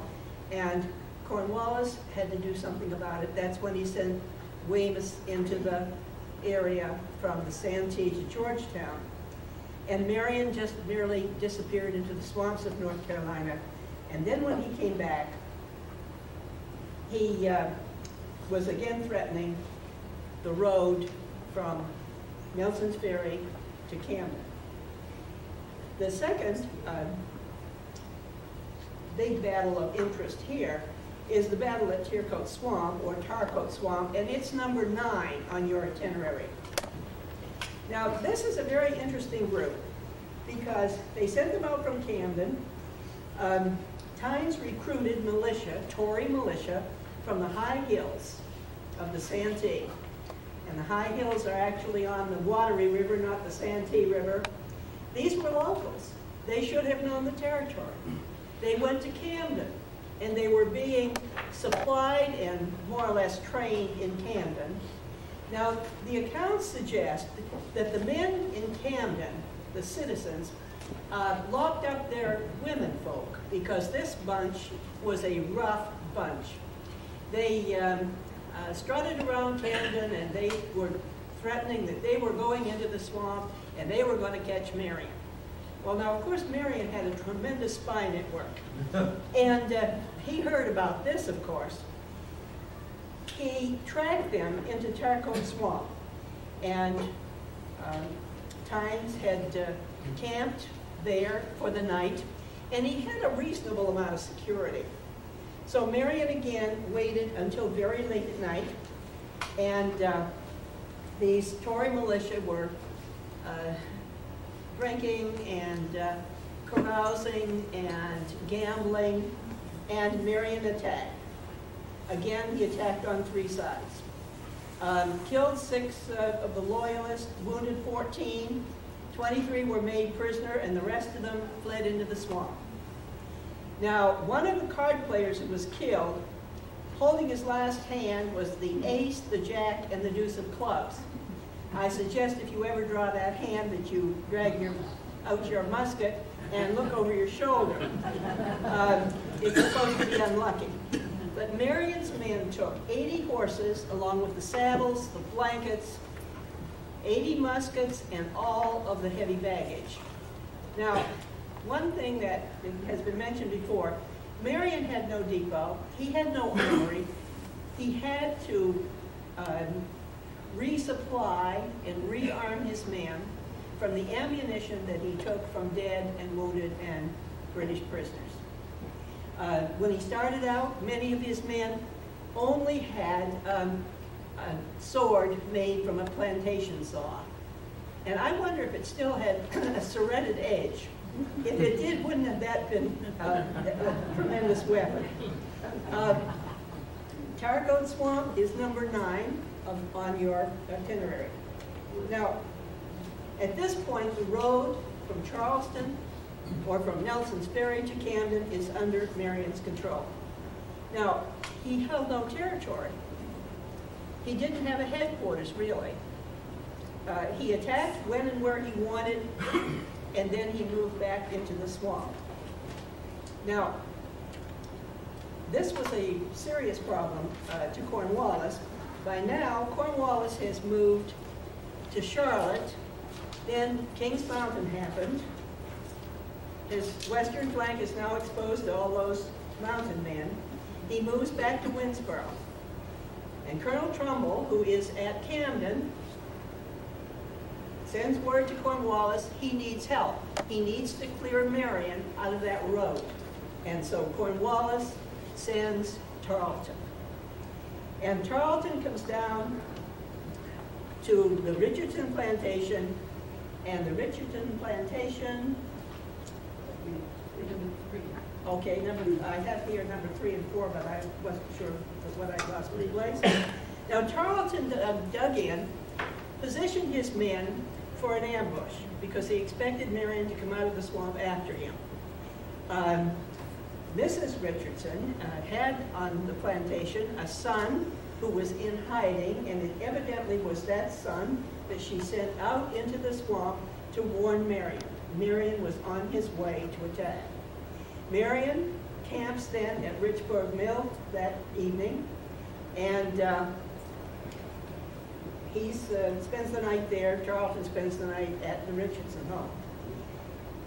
During the night, a prisoner escaped from Marion, got to Tarleton, and now Tarleton knows that Francis Marion will not attack because he knows of the ambush.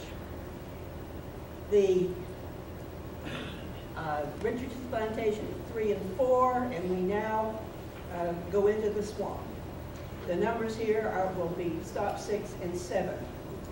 Now Marion led Tarleton in a 35-mile chase to the head of Jack Swamp, around the Pocatagio River, back-to-back river, and he finally sent men ahead at Benbow's Ferry, and he prepared an ambush for Tarleton. That ambush consisted of trees along the side, so once Tarleton's men got in that area, they were sort of caught like pigs in the pen. And that was the intention. And you know, the whole Revolutionary War has a number of what-ifs. You know, what if Tarleton had continued to Benbow's Ferry? But about 26 miles into this chase, he decided that he had had enough. His men were muddy and tired. His horses were mired from going through the area.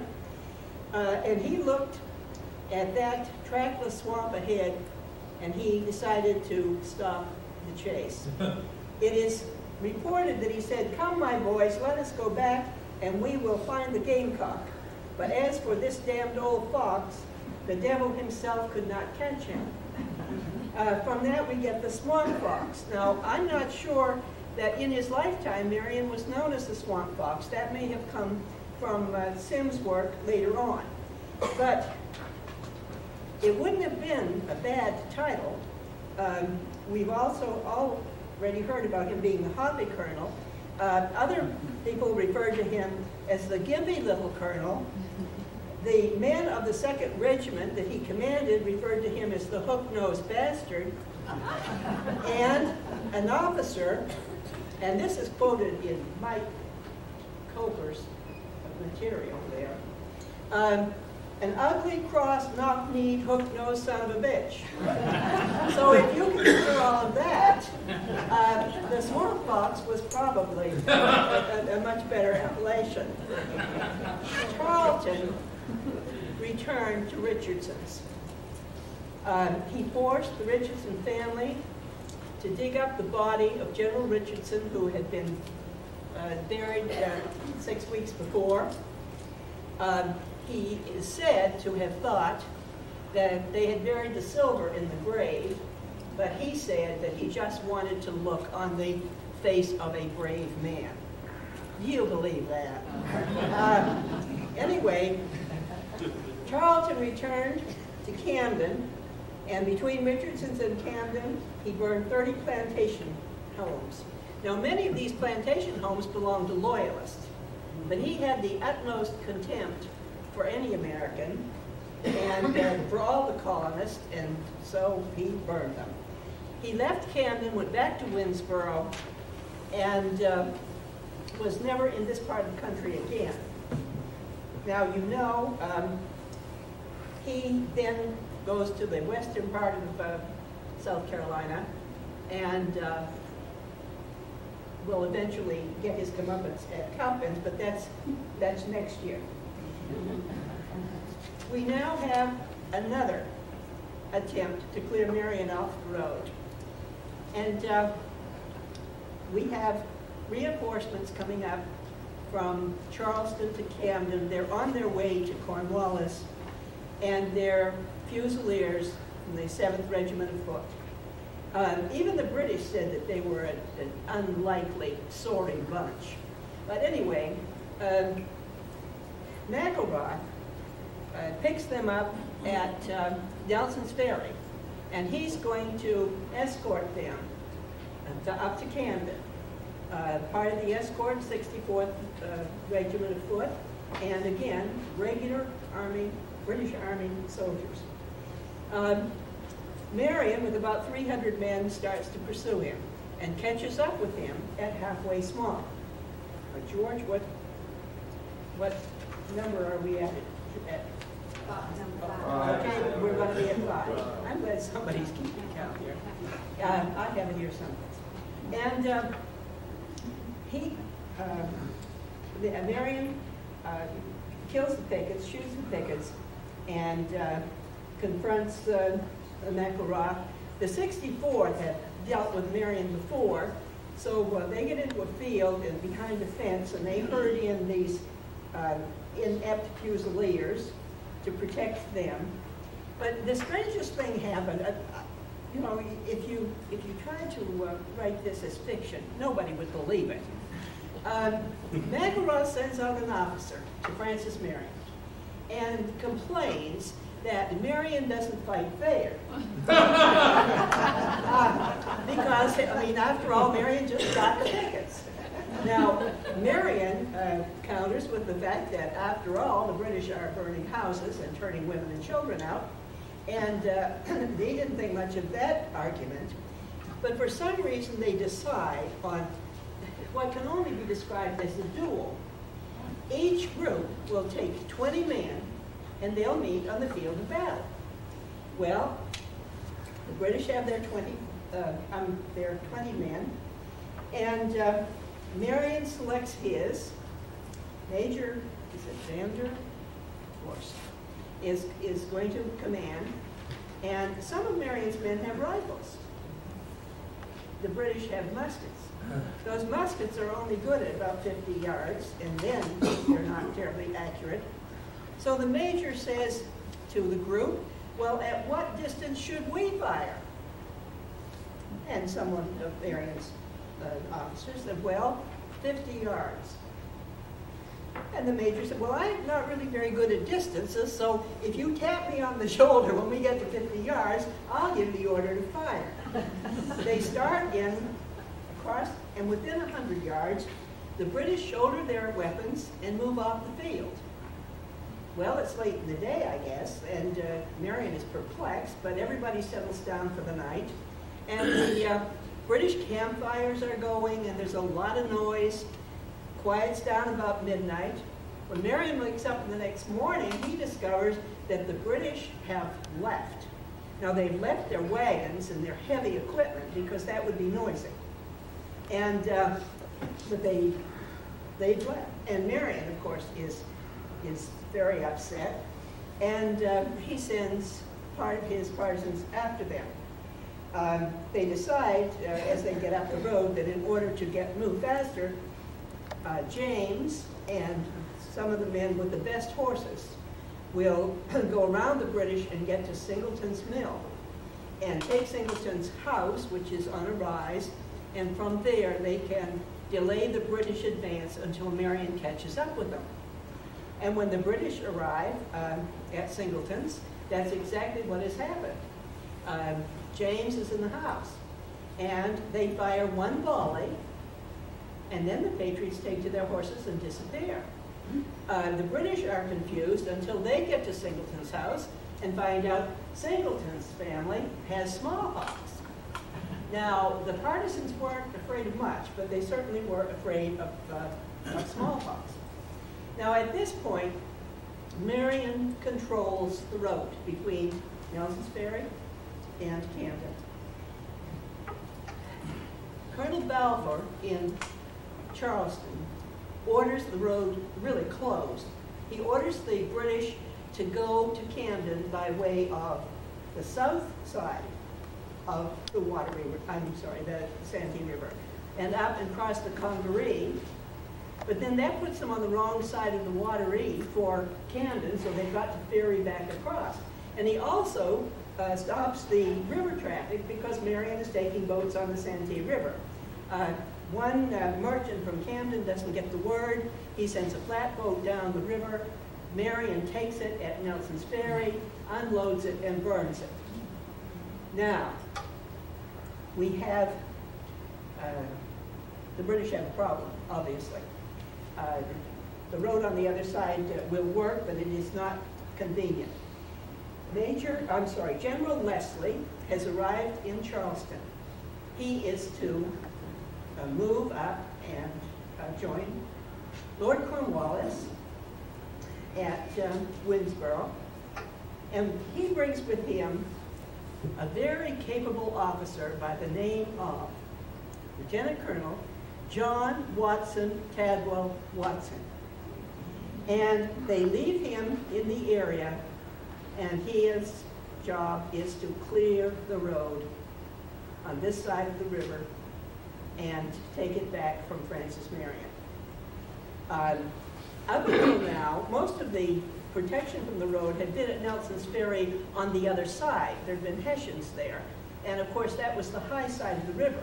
On this side, which was all swamp down there, The landing for Nelson's Ferry was very, very close to Waibu Swamp, and Francis Marion owned that swamp too.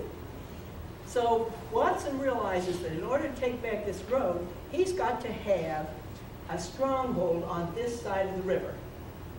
And so coming up the road, he selects an Indian mound on the Santee or on the Scotts Lake area, and builds a stockade on top of it, and posts roughly 125 soldiers there, most of them from the 64th Regiment of Foot. Again, British regulars.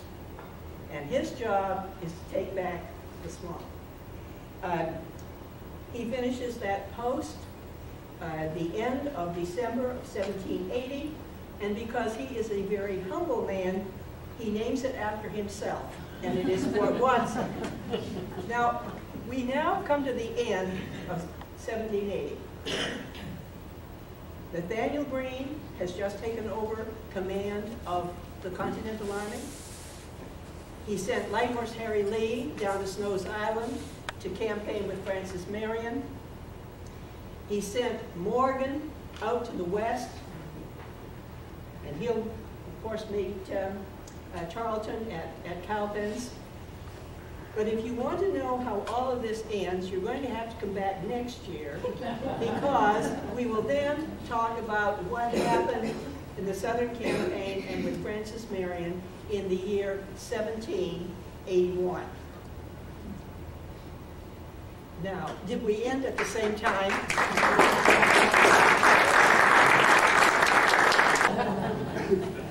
Any questions? This is just a slide that we put together a couple years ago because we found out that people don't have an appreciation for how much of the war was fought in the South and in South Carolina in particular. And I don't know if you can read these numbers down on the bottom, but the blue is from 1775 to 1779. The red is the rest of the war, and the green are the battles that Marion fought in. And this is taken from Henry Lumpkin's 1981 book. So if you go in some of the current books, you'll find increased numbers, but the interesting thing is the ratio stays about the same.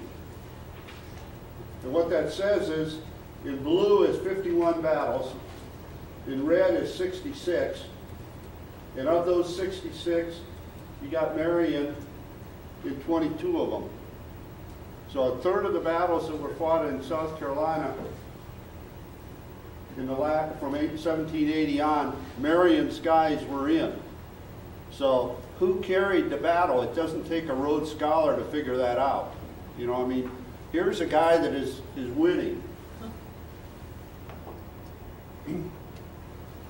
This is the area that he roamed in. Chris has already thoroughly covered that.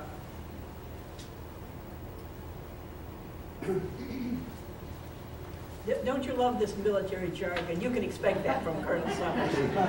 The choke points. What Chris taught us, and she neglected to say today, was that the British textbook she learned history from said that the British say they lost the war in the South, so why aren't we as Americans then saying we won the war in the South? You know, how incredibly dull. You don't know why? Why? Because the next war we lost and the guys that wrote the history books lived up north. Exactly. Amen. Where did when was Cornwallis a dead man and he didn't know it? When he marched past Marion and he got up here and he could not secure his supply lines. And Chris has covered that. Other people have talked about it, that his supplies were coming out of Charleston and out of Georgetown. Look how close that is. You know, that for guys with the horses and the skill that Marion's guys had, that's not very far to switch from one line to the other. And, you know, all of this, you know, not take anything away from any of the other battles because they're all important. And as Chris said, they all fall together. But when you leave somebody cut your supply line, you just, you know, giving them the whole hand to play. Could Yes, I sir. make a, oh, Just to keep in mind, in 1781, after Morgan wins at Cowpens in January, Cornwallis is going to actually cut his supply lines and go in hot pursuit of Greene's entire army, including Morgan's part of it, all the way to the Dan River in Virginia. The next time Cornwallis has an actual supply line other than looting the countryside is when he retreats to Wilmington, North Carolina, notably outside of Marion's operating area, and picks up supplies from the British fleet after Guilford Courthouse, the Battle of Guilford Courthouse. may I make a point here on that map? Savage's book on the Santee River points out that things are very different today than during the Revolutionary War period. If you think of all of the dams and the lakes that are behind the Santee now, all of those up on the Catawba, the Wateree River, the Broad River, the Saluda River, the Reedy River, the Pacolet, all of those dams are holding back water, which in the Revolutionary times came down through here. And each spring, on a wet season, the Wateree and the Congaree, which form the Santee, would go over their banks 10 miles. So these swamp systems, and you'll see some swamps today on the bus, were far more extensive then than they are now. And Marion had a lot more room to hide than he would today. Okay, George, where are we going here?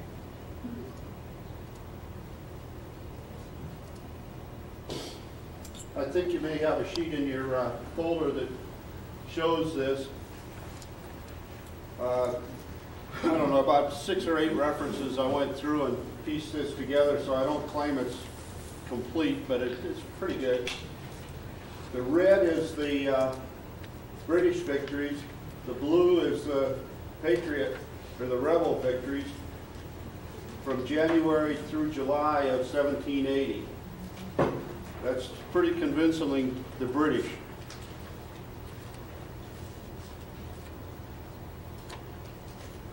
From August to December, you notice the change. Very little red here and a lot of blue. And I think the next slide, no.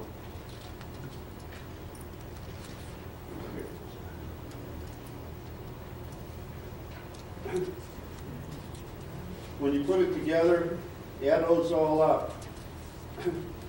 Wasn't that far separated for the year. Now, you know, that doesn't tell the whole story, because one victory at Charleston is just one here, but you know, what a tremendous loss for the Patriots or for the Americans. But that counts as one here. But look at the skirmish battle, whatever difference there. And this is what the leaders were doing. These are the guys that you hear about all the time as the guys out there fighting the battles. And, you know, our boy Sumter, he's causing a lot of havoc. But if you count the scores, to save Tarleton gets a lot of publicity. Marion, you know, doesn't get as much publicity nationally, but a lot of times the worker bees don't get the word. It's the guys that do the yelling the loudest get the word. Because I was hurrying, I didn't mention the Great Savannah. Of course, the British were camped at one of Thomas Sumter's homes. He had 2 homes, and they were quite nice on this side of the river. But he had started out as a storekeeper on the other side of the river, south of Nelson's Ferry. He was illiterate at that point. He didn't even know how to spell his own name. But by the time he moved over here and the Revolutionary War started, he was very prosperous. And I like to mention to people that his story demonstrates what you can do with a lot of hard work if you marry a very wealthy woman.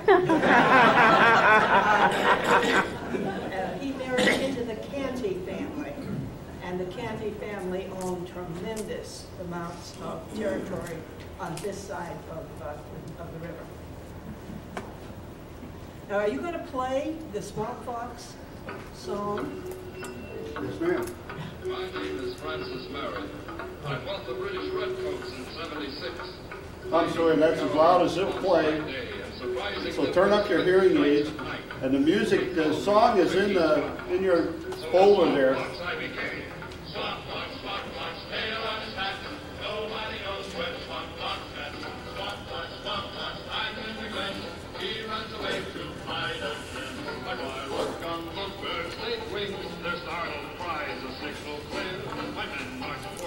Anyway, take a break, and we'll either get together in about 20 minutes to get on the bus, or we'll get together to listen to Representative Clyburn if he comes. Get ready for this. Somebody said we think we might get the congressman to come. And of course the question was, who's going to introduce him? And somebody said to my wife, Chris, whom you just heard from, well, you do it. Chris said, gee, I'm introducing Governor Rutledge on the same day. Now, Congressman, don't get scared. Governor Rutledge is not coming back to life. So it fell to me, and I have shared the lectern with the good congressman, I guess, about 3 years ago from Memorial Day over at Santee.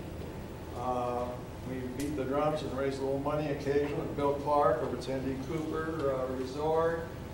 When I headed the Santee Development Association, I used to write little love letters. You know what those are. Congressman, we need, we want, give us. You understand those.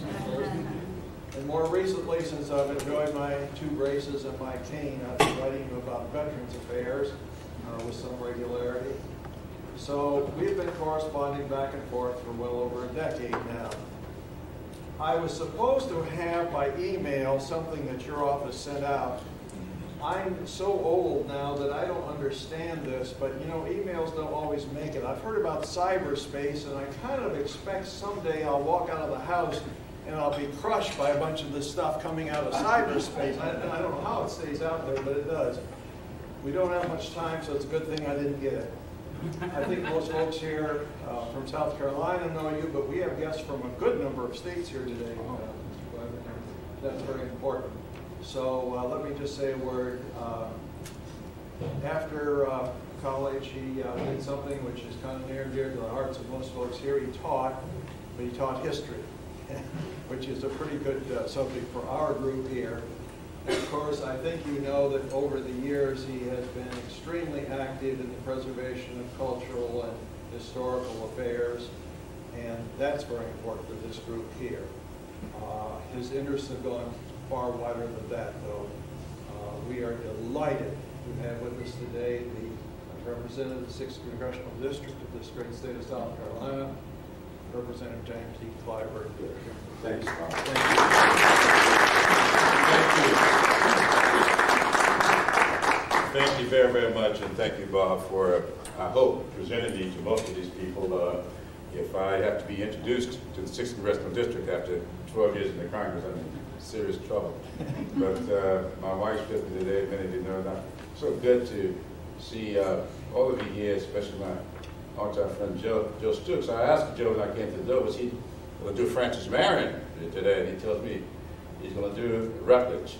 And I love history, and I spent the first 10 years of my professional life in Charleston. And so I have a great deal of knowledge and respect for Rutledge. But I really, really do hope that history is not going to repeat itself this year. And I think all of you understand my drift on that. I'm particularly interested in what you're doing. John Spratt and I had some discussions some weeks or months ago. John, as you know, is an expert on our nation's budget. And there are times when our interests conflict, because John is looking for ways to make sure that this budget stays in balance. As you know, since the last 5 years, he has been failing in that effort. And of course, I'm always looking for ways to get some uplifting and retrofitting and some investments made in our efforts. And so consequently, a lot of times we sit down and try to see how we can balance out our interests. And one of the things I went to him with some time ago, sometimes after I introduced the legislation that created the South Carolina National Heritage Corridor. Now, the way we do things in Washington, a lot of times, someone said to me one time, that there's no way in the record that that's your legislation. Well, it may not be. But the fact of the matter, we introduced the legislation, I guess some 10 years ago. And at the time of its introduction, of course, we were moving into a way that they use in Washington to camouflage things. And of course, we were about to do an omnibus bill. And so the South Carolina Heritage Corridor became law as an attachment to that omnibus bill that year. But trust me, the legislation was introduced as a separate piece of legislation by yours truly, and it's now law. And it's sort of been funded to the tune of about $1 million a year ever since. Those monies go, of course, to Parks, Recreation, and Tourism. They manage that corridor. But that corridor, the incentive of which came from, and though I received a letter one time from a good friend of mine, who's now on call, saying, I don't see anything in this bill that mentions anything about the old Hamburg Railroad. Well, the legislation does not say that specifically. But what we use in our arguments is the fact that the best friend ran on the old Hamburg Railroad, and that this was a natural for the corridor. The corridor enters South Carolina up around Walhalla, and it continues all the way down. What's your bus driving abilities here? Back in and pull out. You want us to help you back in there?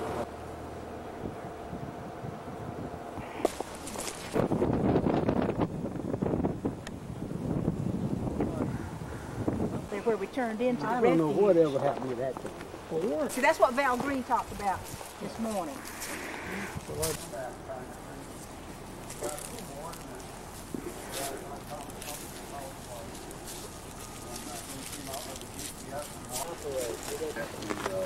It's not on. I think right into here.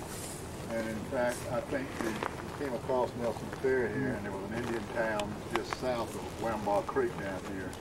And then there was another Indian town, I believe they said it was a long lead, which would be about 3 miles right north of here, and I believe that was right up about I-95 and on the mounds up there. So I think this was the place where Confederate Check-in was.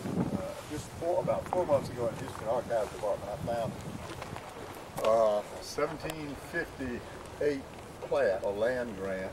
And you got to realize that this lake out here now covers up not only high, dry land and swamp and fields and stuff, but also there were other bodies of water out here beside just the river itself. There were a lot of old river beds and old lakes, oxbow lakes and things. And on this land grant I found the other day, which is just south of Wambaugh Creek down here, about maybe 2 miles from here, I found a lake showing on it, oxbow lake showing there, which was called Lake Cados, C-A-D-O-S. It's now called a Kudo unit of this wildlife refuge. It's just next unit down there. So they've changed the word a little bit, but I'm sure it came from the same word. Well, I looked up in the dictionary what Cados means, and it's an old Jewish word for a holy place. So the only way that name would have gotten here was that it was given by the Spanish, who probably came in either with DeSoto or 26 years later with Pardo. And the Spanish did say that after traveling through Florida and Georgia that this seems like the best place on earth when they got to Confederate Check-in. So I reasoned that lake was probably named by the Spanish soldiers, the Jewish Spanish soldiers who came in this area with DeSoto or even with Pardo. Okay.